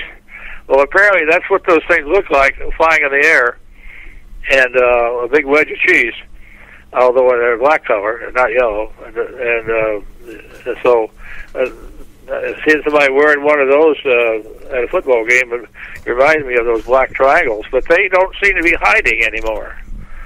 I think they may have decided that it's time for people saw them. And boy, there's a guy named George Filer that has a newsletter, by the way, for your listeners. That's free. He does want a contribution every year if you can see your way to it. And it's called Filer's Files. And you can find it on the internet. F-I-L-E-R-S, Files, F-I-L-E-S. And he puts out his newsletter every week, and he'll have at least a dozen photographs of UFOs taken around the world. It's quite an interesting newsletter. It sounds like it. And we've got to take a break. When we come back, I'd like to talk some more about this and even talk about the implications. Like you said, that it seems like now they're showing themselves a lot more. I mean, for me, for one person to have as many sightings as I've had through my life, when there's people who haven't had one, that tells you something. So they're there. If people look up, keep your eyes posted to the sky, you'll see them. I promise you. Eventually you will. Art, hang on with us for a moment. We do need to take this break. I'm going to put you on hold, and right. So you won't hear nothing for a few minutes, and we'll bring you back right after. Folks, my guest is Art Campbell. His website's linked up over on LateNightInTheMidlands.com. On the homepage, picture slider, click on either of those two pictures relating to tonight's show, and it'll take you right to a site. You can also go to our Tonight's Picks tab over on the right side top of the website, LateNightInTheMidlands.com, or LNMRadioNetwork.com. Either one of those take you to the same site. And there it is. You can look at the pictures. You can click the link and go check out his site.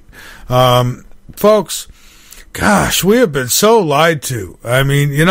We know this, but, when you talk to a guy like Art, he said now he's in his 80s, and he's been doing this for, over 30 years. My God, and just the thought, I would love to walk into one of these warehouses and see one of these crafts, but what I'd like to see even more so is one of these Bings. I'd like to see them with my own eyes. And I don't want to be abducted, though. Don't be snatching me, because I personally don't think their little mind control games would work on me. I think that I'd be coming out of the ship with a couple of them in headlocks, but I could be wrong. Anyways, folks, this is Late Night in the Midlands. I'm Michael Vera. We're going to take that break, and we'll be right back. Oh, by the way, our radio affiliates, the Dark Matter Radio Network. Hello to all of you tonight who I know are listening, and hello to all over at K98 Talk, High Point Radio, the top of New Jersey. They cover New Jersey, New York, and Pennsylvania through 100.5 FM, 1700 AM, and of course our very own, the LNM Radio Network. We'll be right back.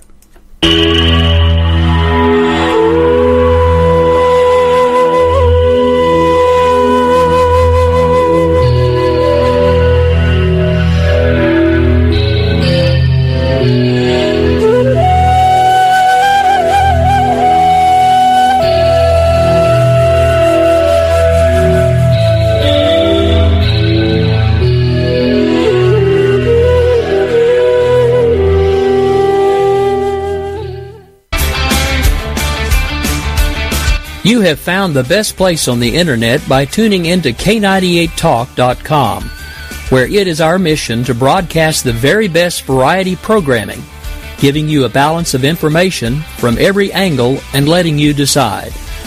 We are here to serve our listening audience with a proven track record.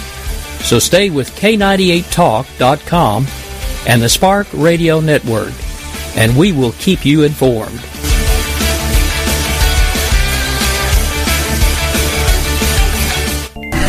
Hello, this is Lisa Marie, here to tell you about OxySilver, legally available only through CureShop.com and HealthyWorldStore.com. Read Dr. Horowitz's book, Healing Celebrations, to learn how miracle healings can be made to happen through faith, prayer, and a pure diet. Get great immunity using vitamin C, D, and OxySilver, Liquid Dentist, GI Flora Pro, a top-shelf probiotic. Use 528 Superfood as a great tasting meal substitute for energizing organic nutrients and losing weight, and Zeolove and natural clays for detoxifying your body. OxySilver oxygenates and resonates with 528 for faster healing. So help save lives, putting drug lords and criminals out of business, and keep the LNM network broadcasting. Register for our free cooperative at healthyworldaffiliates.com/4948 and buy OxySilver and other great products in package specials at great discounts from theCureShop.com.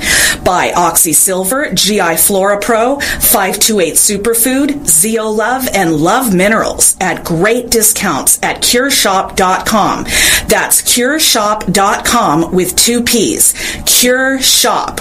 Or call toll free at 1-888-621-7611. That's 1-888-621-7611. Do it now. It's the middle of the night and there's nothing much to do. Bring your insomniac self over to Late Night in the Midlands and learn something. We've got every topic you can think of, and very little being off limits. Alien abductions, government corruptions, the stuff that's got your sleep disrupted. Come join the conversation tales and tune in to Late Night in the Midlands with your host, Michael Vera.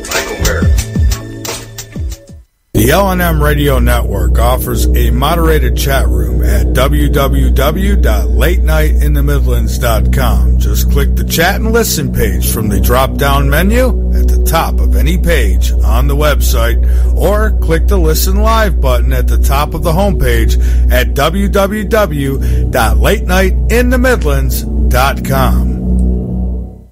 For 15 years, I've been obsessed to find out what was going on inside of him. It's been my life work and my ultimate failure. This force, this thing that lived inside of him came from a source too violent, too deadly for you to imagine. It grew inside him, contaminating his soul. It was pure evil.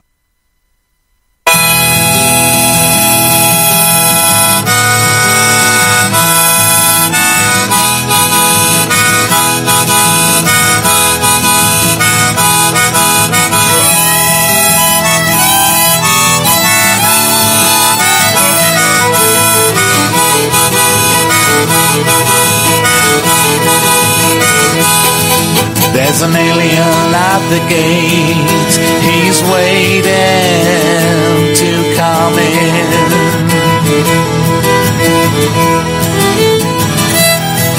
There's an alien at the gate. He's waiting to come in.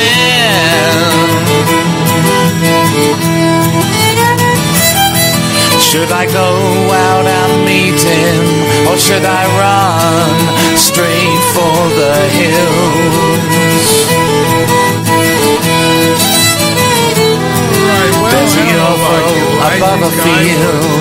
It's mutilated. I want to run for the hills because you never know. You might run up on one who wants to dissect you. We do the same thing to species here on Earth. I mean, look, we go in the ocean, we kidnap something, we tag it, we put it back, and it probably goes down below and says, I'm telling you, they exist up there. I was up there. They grabbed me. They pulled me onto their ship. See? So for all we know, it could be us from, millions of years ago. We've left this planet or something. We've come back. I mean, maybe we're all the same in a sense. They say that probably anywhere from 300 years to 1,200 years ahead of us scientifically. Ooh. And they probably aren't even using radios at all. And here we have radio telescopes out there. On a plane in St. Augustine, we had 28 of them up there in a place called the VLA. And a friend of mine worked near there. She's a government lady, and she went over there one time to an open house, and she'd seen one about 100 feet across, sitting out over the highway about a mile away from these radio telescopes. They're big dishes, like satellite dishes, 80 feet in diameter. Jeez. And she went in and talked to one of the guys, and he said, well, we've never seen anything like that out here. She said, well, if you guys had put a window or two in this place, you might see something. and they were going out millions and millions of miles out in space. One of these things is sitting out there in their front yard. As a matter of fact, Jodie Foster in this movie Contact, did that come to your part of the country years ago? Contact, the film Contact? Oh yes, it did. Well, she's sitting on front of one of those dishes when she starts hearing, and she says a naughty word and got in her car, and apparently they were trying to communicate. But she was right there. They did part of the film there at that place, which was 30 miles north of where we found the crashed craft. Yeah, well, and I think that they have been trying to communicate. I like looking into the crop circles as well because I find those fascinating. And some people say, "Oh, it's guys with boards on their feet." Oh no, not all these. They're not. But you could make a circle or a path with a board on your feet. But those guys, I understand, both of them are gone. They did the good-looking crop circles. I've been in contact with Colin Andrews, who was the expert in them. Yeah. And he said the general thinking now is that the messages aren't for us. They're sort of time travelers writing messages for each other. That's interesting. Oh, that is interesting. Yeah, and so we've got everybody's a brother out there, saying prayers and what have you, and which is just fine. But I have not noticed anything particularly that we would call religious about any of the activities. Apparently, they do believe in a creator, and I don't really know much more than that. Yeah, and for all we know, there might be many creators. I mean, look what we're doing now here on this planet. We're able to pretty much clone. We could go get the T-Rex and bring it back. We could bring back the woolly mammoth if we want. We can, they could pretty much control the weather. There's things that they could do that would almost, seem godly in some sense. Yeah, they've been working on that weather for quite a while. And, we used to have a airport here that had a morning flight coming up from the LA area. We're in Southern Oregon here. And, they'd go out there with ice crystals and some chemical and ice crystals and shovel them out of the back of an airplane. I said, what kind of a rig are you using? Well, we have a hole cut in a Piper Cub. There's a guy back there with a dustpan. Shovel them out. And we let the prop wash then spread them around. So we used to go to school. I was teaching here in this little town, and used to go to school and see little white tufts of frost laying around. Well, that's what happened. They'd see the clouds to get the airplane had better visibility coming in. Uh-huh. So now these ETs, I want to go back to these little guys again. Now I read where they had like gray jumpsuits on, so I'll have to ask: does this mean that when somebody says they've seen a gray, could it be that they're in a suit and that they're not actually gray underneath it? Well, that's a good question. They have been known to be. The people who have had some time to look at them, observations, will say their skin is pinkish gray. And if your listeners are anywhere near that website, UFOCrashbook.com, I'll show them a shoe we got. Probably belongs to an alien. At the bottom of that website page, and scroll down 3 pages, and there's a shoe and a quarter, and a little tiny shoe down there. Yes, sir. And that website page, and that shoe was 1 inch across the instep, 4 7/8 inches long. Well, we were able to dig around underneath the shoe and found some red fabric, and we think the shoe was red. Now that'd be pretty sharp looking with gray uniforms. And one person said, well, they saw some red piping, which was a little border edging, and the women talk about the clothing. And though this shoe had once been red, it was still out 50 years in the desert and buried. We found it where, after a rainstorm, it kind of worked its way up through the sand. And, yeah. So it's like a little baby shoe. Or smaller? Well, we took it to Nike. Nike has a headquarters here in Oregon, the Portland area. And I had an appointment with a guy up there, and he thought I was coming to apply for a job. And I said, no, I just want to talk about this shoe sole. He said, what shoe sole? I said, well, it's one here. He says, well, he said, this, and he took it to the lab. It was gone about 10 minutes. They wouldn't let me go back to their lab to some reason or other. And he said, this thing is 9 layers. He said, we couldn't afford to make a shoe like this and sell it. And then the infants, if you get it for an infant, they're going to wear out the toes. Well, I didn't have the courage to tell him that we didn't think it was an earthly infant from Earth wore the shoe. And so I just thanked him very much for the information. And you can't tell anybody you're working on UFOs. If you do, they shut the door in your face sooner or later. So we just keep it quiet, publish what we could find. Yeah, and that's true. I mean, as soon as you say that, it's the eyes rolled. People either don't take it serious, some people, or it scares them. Or the other alternative, just like you said earlier in the show. Hey, I saw one. Let me tell you about it. We get a lot of those. So there's the third possibility: people who have seen them halfway believe in them.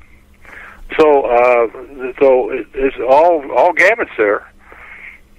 Yeah, well, I believed in them before I seen them, and it's not that I don't like to go on beliefs. I like to go with the facts, but you can't deny again. Even as a little kid, I'd look up at the sky, and it's not like God decided, hey, let's decorate the sky with a bunch of pretty little lights.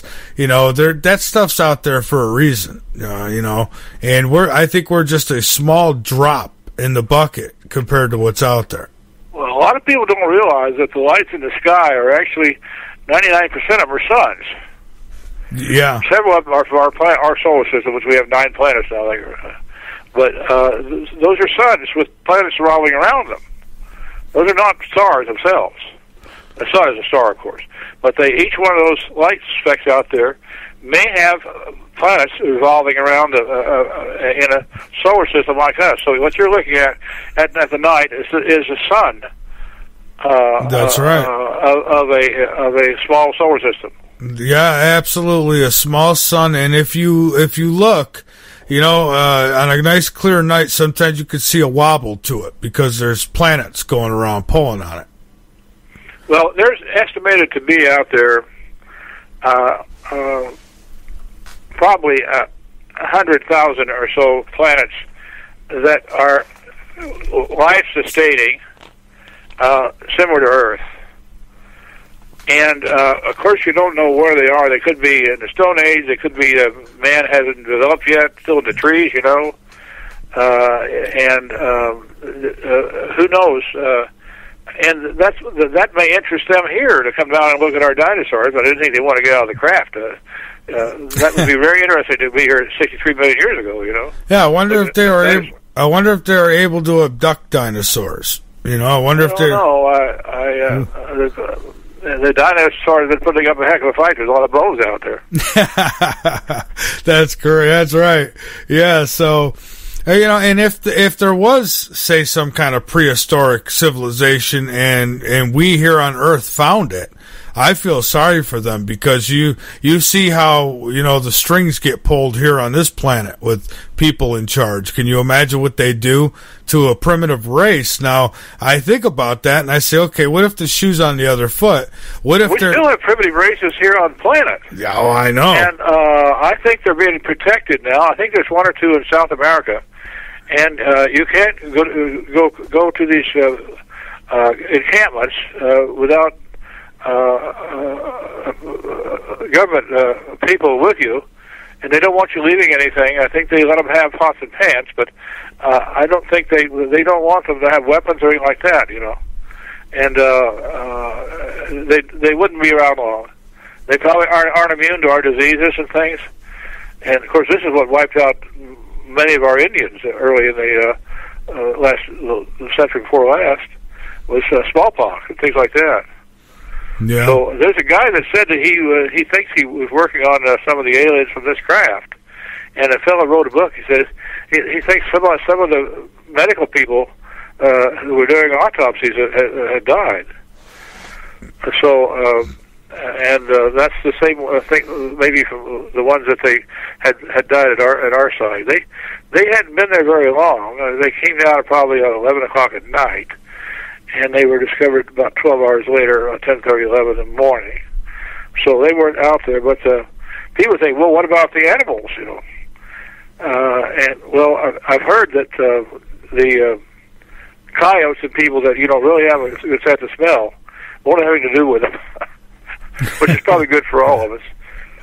Well, and again, I compare to you look at what we're doing again today. They're able to grow organs in a lab.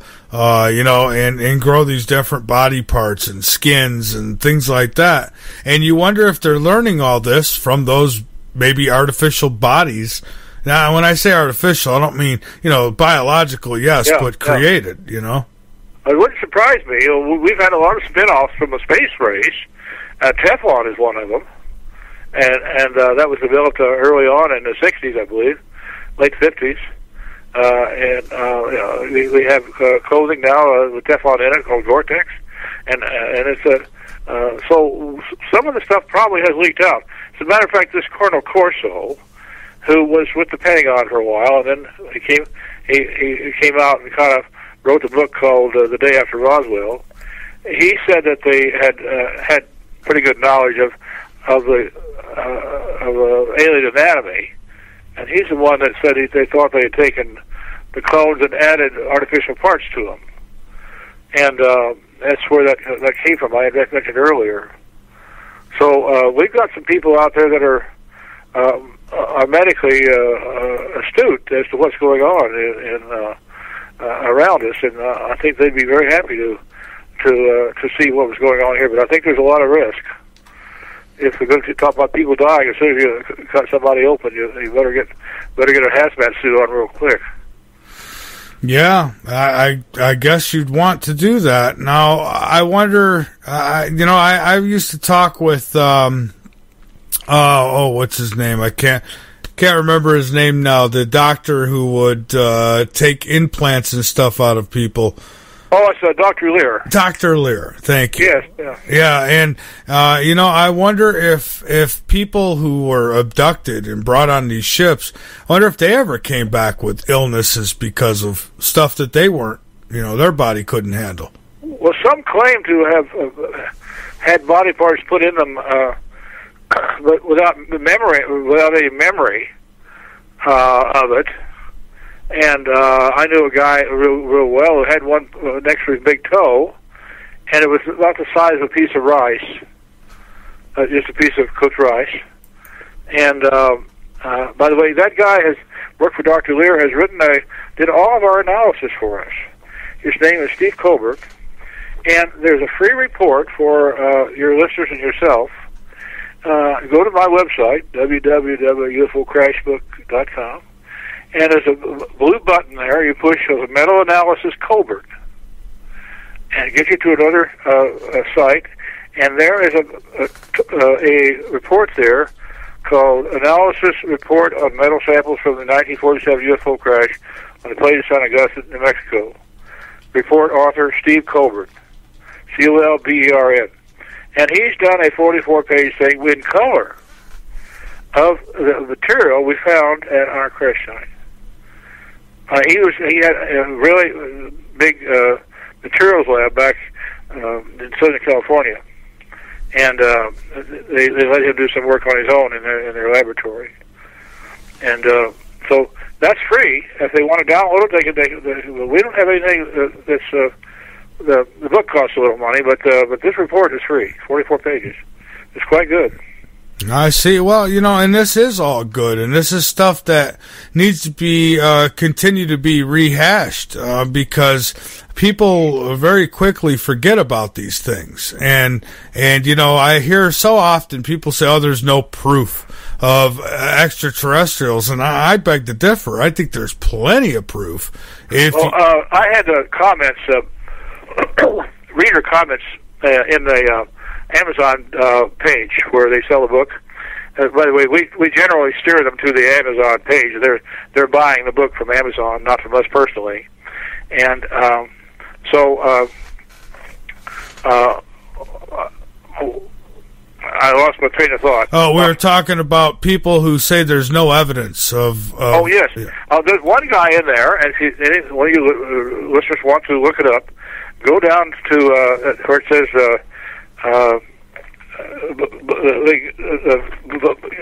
continue on down into where it says about the author, how to order, and that'll get them down to the Amazon.com page where they can order the book. I think it's somewhere around between $22 and $24, somewhere in that area. It's a heck of a good price because this is an 8.5 by 11 size. This is not the tiny little book. The book with small print. It's big stuff. And so we found that some of the readers write in comments, and some of your listeners may want to read some of those comments. And one guy says, "I no longer have to worry about convincing people about aliens. I just hand them Campbell's book." Right. But it's all there, and he's right. It is. And I felt very gratified that he'd used that as an example. I see. Well, I'm glad. I was checking out your website and I see all this, the pictures and things, and I'm glad that you put the extra effort in to have this stuff analyzed and all the things that.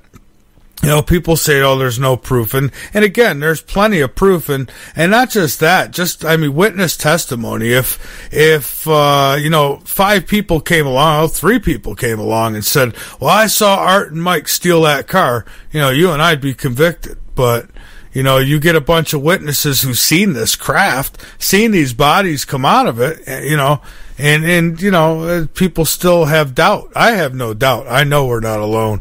And well, we know they're intelligently controlled. Some smaller ones we're pretty sure are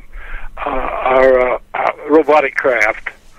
But the larger craft with the domes, particularly, will have some entities in them. And now whether they are biological or not, we don't know. We're pretty sure that some of them are clones. but because of this artificial thing we found. I had a lot of doctors look at it, and they said, we've never seen it like this, and one guy said several doctors thought it looked like a bag, and another guy said, well, it looked like a pump to him. And you don't have to go very far to figure out what a pump might be doing. Pump body fluid to a body, you know.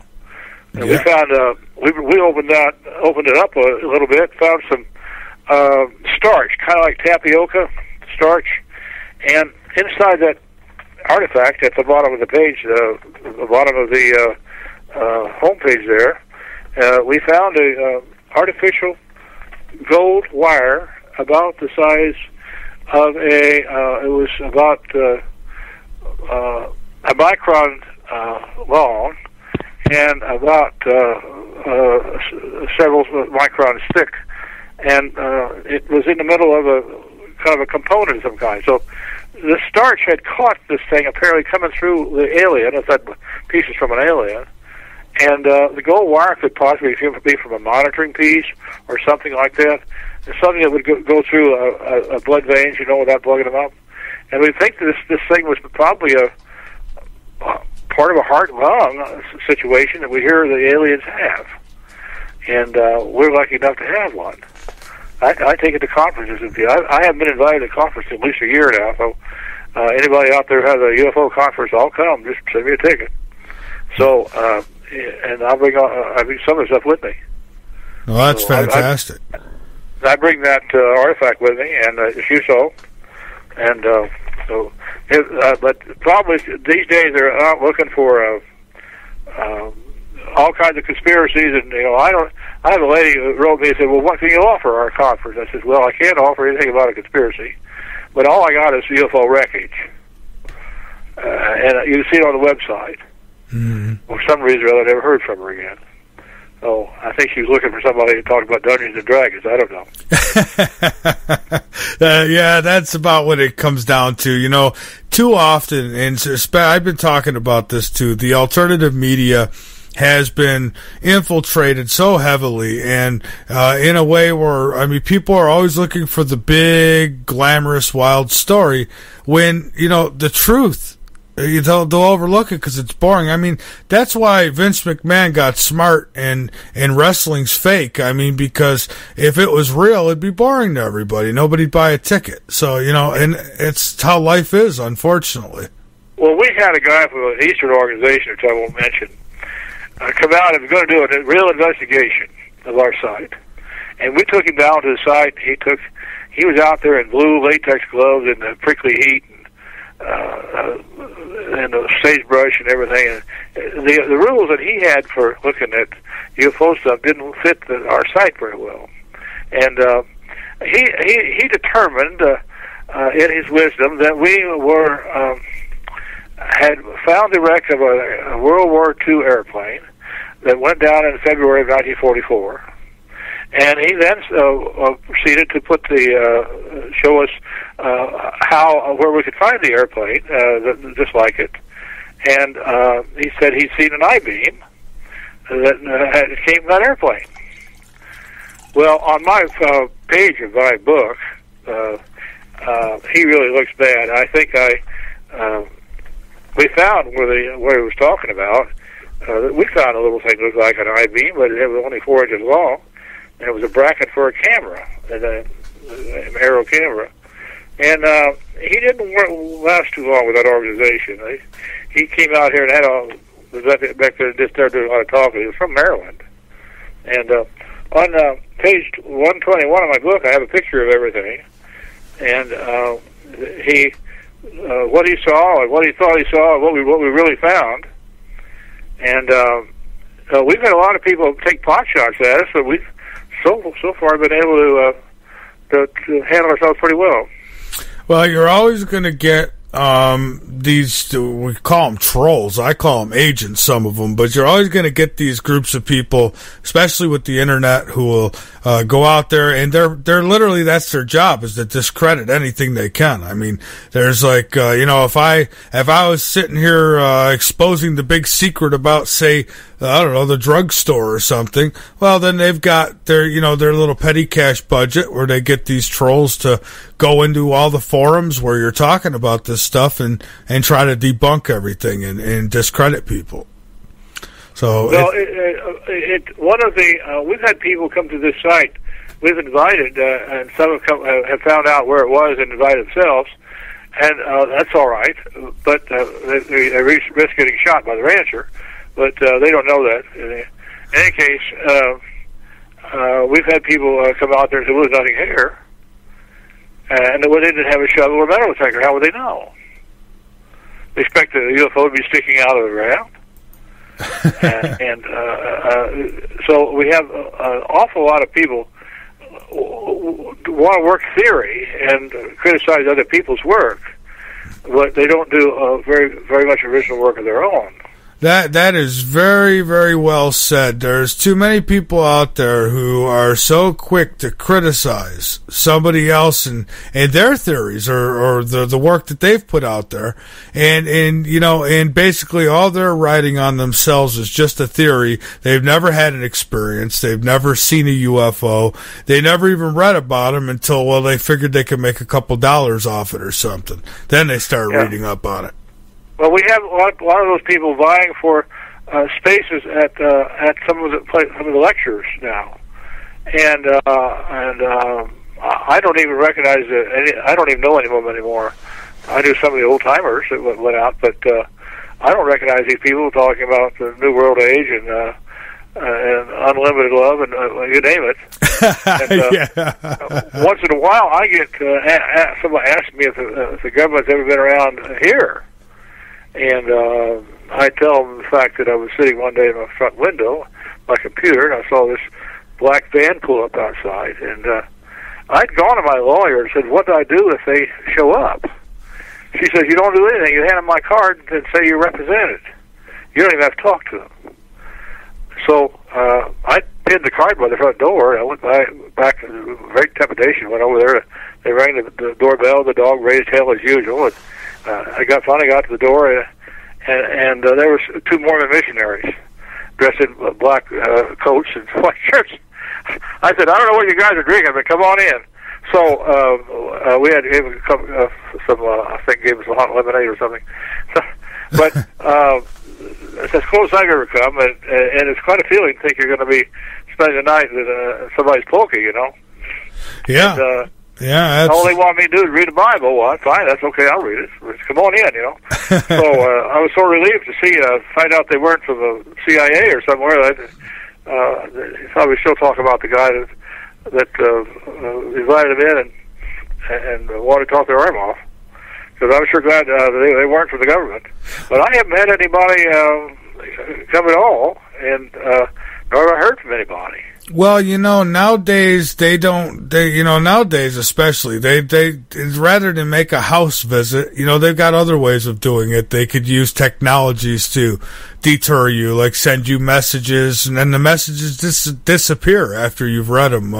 They've got stuff like that. Now, I don't believe everybody who comes out and says that they're being tracked by the government, because as you know, nowadays it's like every Tom, Dick, and Harry is got the feds following them around, and well, that's supposed to be a status symbol. Yeah. I would just soon pass if that's what a status symbol is about. I don't want people following me around, and but I may be so far under the radar no one cares. So we're just to keep it on trucking. There's nothing much else you can do. Well, I think that the reason they probably don't mess with guys like yourself is because they expect most of the public to just take it as a wild story and not believe any of it. Because let's face it, most people don't do the research. Most people don't look at the evidence. It's all about what they believe. They woke up, they had a dream last night, and now they got all the answers. Yeah. Well, we had we went out there thinking that we probably would do nothing there. And when I was wrapping everything up, I looked down, and there was that artifact thing there under sagebrush. That possible ET artifact down there at the bottom of the wedge page. Yeah. The home page. And I was hooked. This isn't from here. I've been a Western historian and published 3 books, and I knew what you'd find out, in the sticks, and that was like nothing that I've ever seen. And I took it to a restaurant that night, and there was two guys who were cattle inspectors that came in, and we kind of said hello and nodded at each other, and then I thought, well, let's start this investigation right here. So I took the thing over on a napkin, and I said, what do you guys think of this? And this is that thing at the bottom of the website, the possible ET organ, artifact of the body part. And they looked it over and said, where'd you get this? And I said, well, down the road a piece, a little town down here, but about a mile back in the sagebrush. And they looked it over and said, that ain't nothing I ever seen. Another guy said, that ain't no part of no cow either. and that's the name of one of the chapters of the book. So we have a little humor in there too. So chapter 6 was that ain't no part of no cow, and your readers, if they're on their computers, can look at that. I believe that would be chapter 7. Now, what's with the honeycomb? I noticed a lot of honeycomb. What are they? I don't know. It's almost like they copied the bees' nature. Well, did I send you a book, Michael? No, I don't believe so. Okay, some people have sent out books, so I didn't. The honeycomb was between 2 layers of the floor, of the exterior floor, and we think it made or stored energy somehow. It was 1.5 inches, and you can see it there on the a couple of shots there of it on the website. Yeah. And we found one. Ours is at the top, and that's the honeycomb. It was about 7 inches long, and those little brown dots apparently lined up in the channels. Well, then we found an identical one that came down at an island in Japan, and it's down there below there, called 1971 identical honeycomb from Japan. So we think that there's some kind of a power system going on between an inner and outer hull, and may have to do with the anti-gravity. We're just not sure. But something went on in those channels, and we found those little brown dots that were on the top of the one layer of metal and on the bottom of another, and they go together like a sandwich.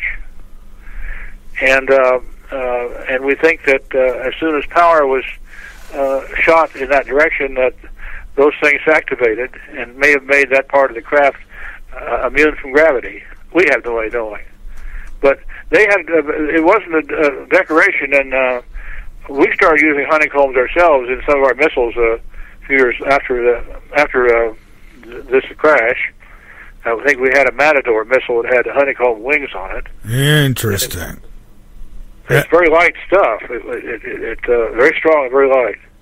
Yeah, that's very interesting, because now again, another point brought up is that every time this stuff is found or discovered with the extraterrestrial type technology, all of a sudden, it's all a myth, but then later you see that we have it. We're using it in certain ways.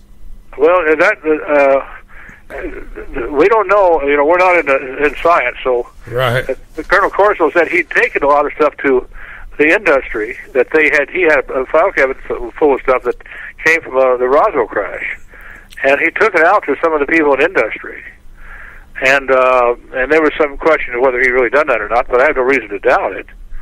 Because the Army isn't selling it to people. They've taken it out. I think some went to Bell Labs. Some went to Howard Hughes, who had aircraft operations at that time. They were giving it to people who might be able to develop it. And so there's probably some of that technology out there. Oh, I'm betting there is. Art, we've got to take one last break, and then I want to come back and finish up. And anywhere you want to go when we come back, anything you want to get out there, you're more than welcome to do. And if anybody has any questions, they can either private message me in our chat room at latenightinthemidlands.com on our chat and listen page, or you may call in at 803-317-2264. So hang on there with me, Art, and we'll be back in just a few minutes, folks. I'm Michael Vera. This is Late Night in the Midlands. My guest, Art Campbell, and we're talking about a crashed UFO. We'll be right back.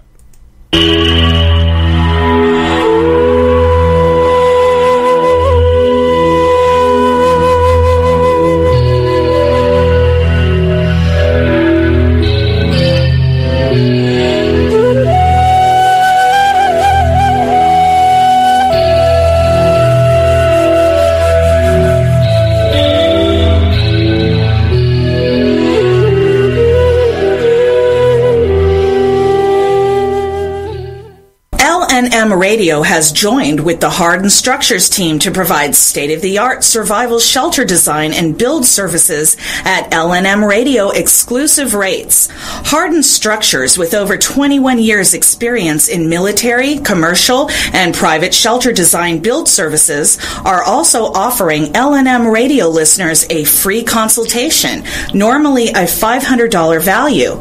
So click on the Hardened Structures banner on the home page or the chat and listen page and have peace of mind that no matter what happens, your family is protected. The LNM Radio Network and Late Night in the Midlands depends on you, the listener. Without you, there would be no us. So help us continue to bring you the best guests with the best information, and subscribe today. Information on becoming an LNM subscriber can be found at the top of latenightinthemidlands.com. Just click the About Subscriptions tab and become part of the family while helping the truth stay alive.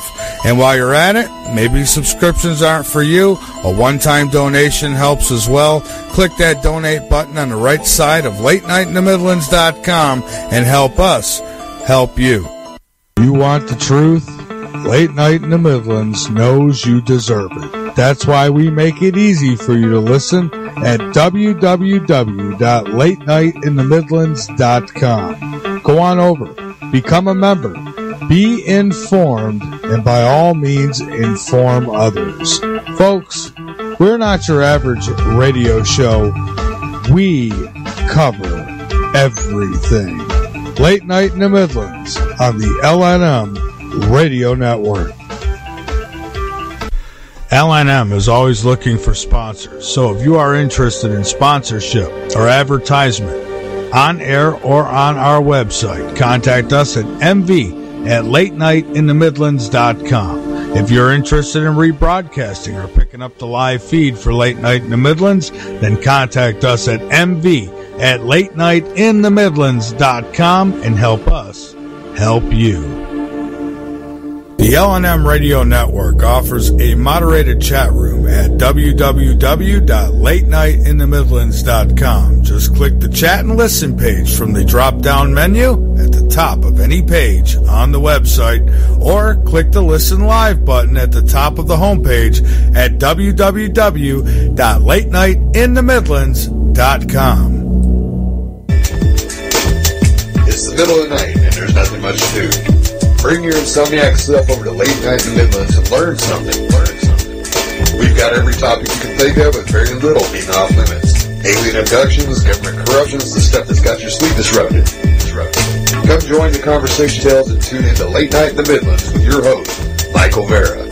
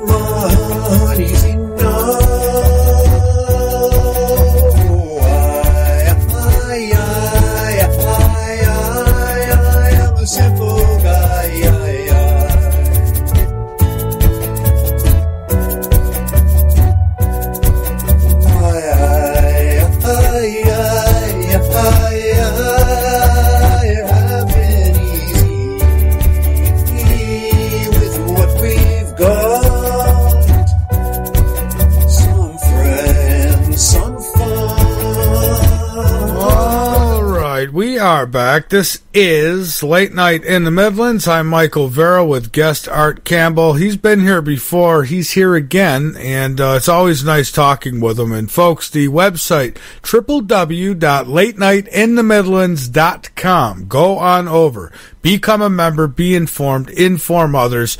We've got all kinds of good stuff there for you. And you know what? We give it away free. And all we ask in return is that you keep us here. We are listener supported. So please donate and subscribe. We're hitting our deadline here soon, and we could really use your help to help keep not just Late Night in the Midlands, but the entire L&M radio network rolling on all four. So we are back. And again, any questions, folks, you could hit me in the chat room, private message wise, or you may call in. So Michael, I'll give out my email if anybody wants to email me directly. Sure. Yeah, I'm at ARTC, like art class, ARTC, at Conpoint with 2 N's, .net. So it's ARTC at Conpoint, CONNPOINT.net. And I answer all my emails, and anybody has any questions, I can send photos and stuff like that back. If there's no charge or anything, I just love to talk to people about it if they're interested. All right, great. And anything else that you'd like to get out there, Art, by all means, go ahead. And I want to thank you so much for being here with us tonight. And you know, Art Bell's coming back. I think in July he'll be back. So maybe you could hook back up with him again. Well, I'd sure like to. I've tried to get a hold of him, but I have a feeling I'm going to have to go out there to front and tack on his fence. I'm 700 miles from there right now, but I'd sure like to get a hold of him, but he's pretty much incognito for the average person now. So I know some people who know him. Well, I'll just kind of go generally over what we have talked about. And one of the things that we find that is very interesting, particularly the women are interested in that shoe sole. And we find that thing was 4 7/8 inches long, but only an inch wide at the instep. And our kids, when their feet are 4 7/8 inches long, are about 2 or 3 inches wide across the toes. So in my book, I have a diagram of how our little shoe sole fits an Earth-sized foot, and there's plenty left over on both sides, so it wouldn't go in this shoe. And we use the Bannock shoe ordering chart that everybody knows. Shoe stores do it. And we found some stuff called wax material that was laying around, little pieces of wax. And all of them had a curved side to it. We don't understand what that was. And later on, we were reading somebody's description of the interior of a UFO, and they said it was kind of like it was painted or with wax. And the idea, we think, probably behind that was to insulate any bodies inside there from any power surges or anything that might be going through the metal. And so apparently the inside of the crew compartment had a wax coating on it. And we found some of that wax laying around there. And some of the things that I was listening on the radio in 1997, and Art Bell Art Bell was down at Roswell interviewing Colonel Corso. And the first time I had heard, I've been on this since '94, and this was 3 years later. And the first time I'd heard Plain of San Augustine mentioned was when he was in that interview with Linda Moulton Howe, and he said somebody asked him about the craft. He said, well, it was from some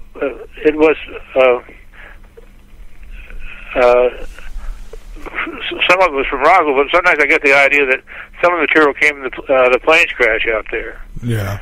And so he mentioned it too. Some of the high ups mentioned it, and then somebody said, "Well, was that some kind of a thing that happened up by Trinity?" I said, "No, it happened down there outside of Socorro on the plains of San Augustine." So that was the first time that anybody had mentioned the crash that was highly placed. And we have quite a bit of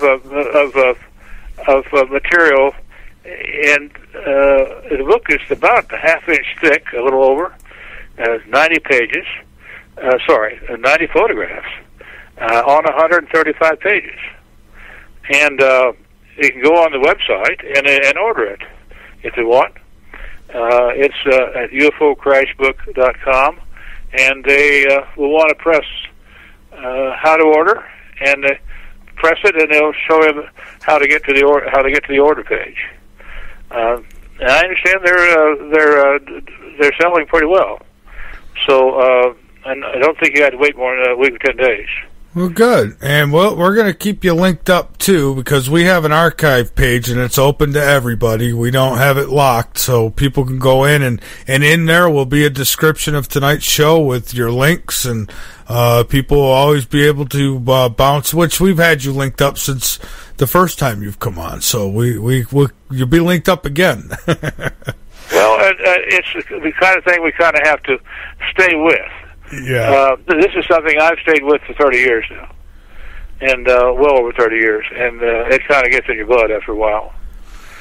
Yeah, we had a lot of fun with the history, and went back and checked people's records in World War I and things like that. It was just a heck of a lot of fun to do. A lot of work, but a lot of fun too. Yeah. Now we did get a question from one of our chat rooms here, and says, "Can you ask the guests about Horse Springs?" And chicken, Horse Springs kids and chicken.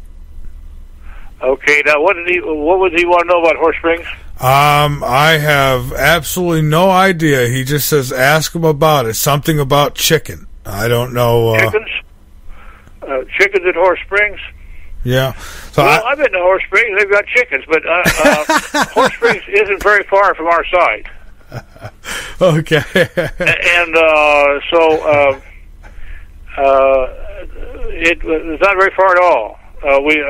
Our rancher, rather we not mention exactly where it is, but it's not far, and it's about 30 miles south of the Daddle on Highway 12 in New Mexico.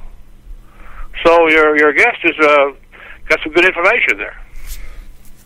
Yeah. Oh, all right. Well, Art, I thank you so much. I've really enjoyed talking with you, and I hope we could do this again soon. And I hope you'll keep me updated if anything new comes along. I'd love to talk to you about that as well. Well, it's my pleasure. All right. Well, have a great night, my friend. And again, keep up the good work. And I'll ask Keith about Art getting getting in touch with you when he starts back up. I'm sure I'd sure like him to know about it. I'll send him a book, but he's the one that kind of turned me on in the 90s before he gave his show up, and I'd like to thank him and be in contact with him. So I really like to, if you get make my year to get a hold of Art Bell. All right, great. Well, this will be running on his network, so he'll definitely get the message, I think. So, but thank you. That's good. That's good. All right. Well, thank you again. I appreciate it, and again, stay safe, and looking forward to talking again. Take care. All right, you too. Bye-bye. All right, everybody, there you have it. Art Campbell here on Late Night in the Midlands, and for the record, I am live here again to say goodnight to you all. I do have a clip that I'd like to play. I was going to play this tonight and ask Grant about it, but he was not here tonight. Apparently, we will be able to reschedule him, I hope. So we'll see. But take a listen. This was Obama, liar in chief. So this is something I feel like if I was the president, and it's unlikely that that is ever going to happen. You never know. If I was the president... It was unlikely that I was going to be president.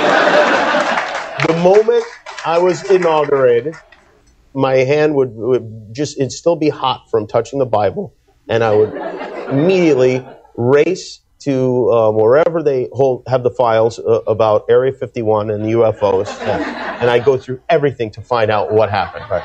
Did you do that? That's why you will not be president. That's the first thing that you will do. It's at the The top of aliens my won't list. let it happen. You reveal all their secrets. They exercise strict control over us. Now, you know, there are a lot of people that are going to examine your facial expressions here, every twitch, everything, and say, and of course, so did you look? Did you see? Did you explore? I can't reveal anything. Oh, really? Because President Clinton said he did go right in, and he did check, and there was nothing. Well, you know, that's what we're instructed to say. There you have it, right from the terrorist's mouth. That's what they're instructed to say. But folks, thank you for tuning in here tonight. I appreciate each and every one of you. Don't forget, get over and subscribe, donate. It all helps. And by the way, if you do donate, and you let me know that you're interested, we'll give you a subscription. As long as it's $5 or more, and we can hook you up with a subscription for a donation as well, in which case you may as well subscribe. So tomorrow night, I've got Courtney Brown. Yes, he'll be here. Courtney Brown tomorrow night. He's going to be with me in the first hour, and then we're trying to put something together for the remainder of the show tomorrow night. So, folks, keep your eyes posted to the sky because you never know what you might see. Keep your ears posted to this broadcast because you never know what you might learn. Good night, everybody.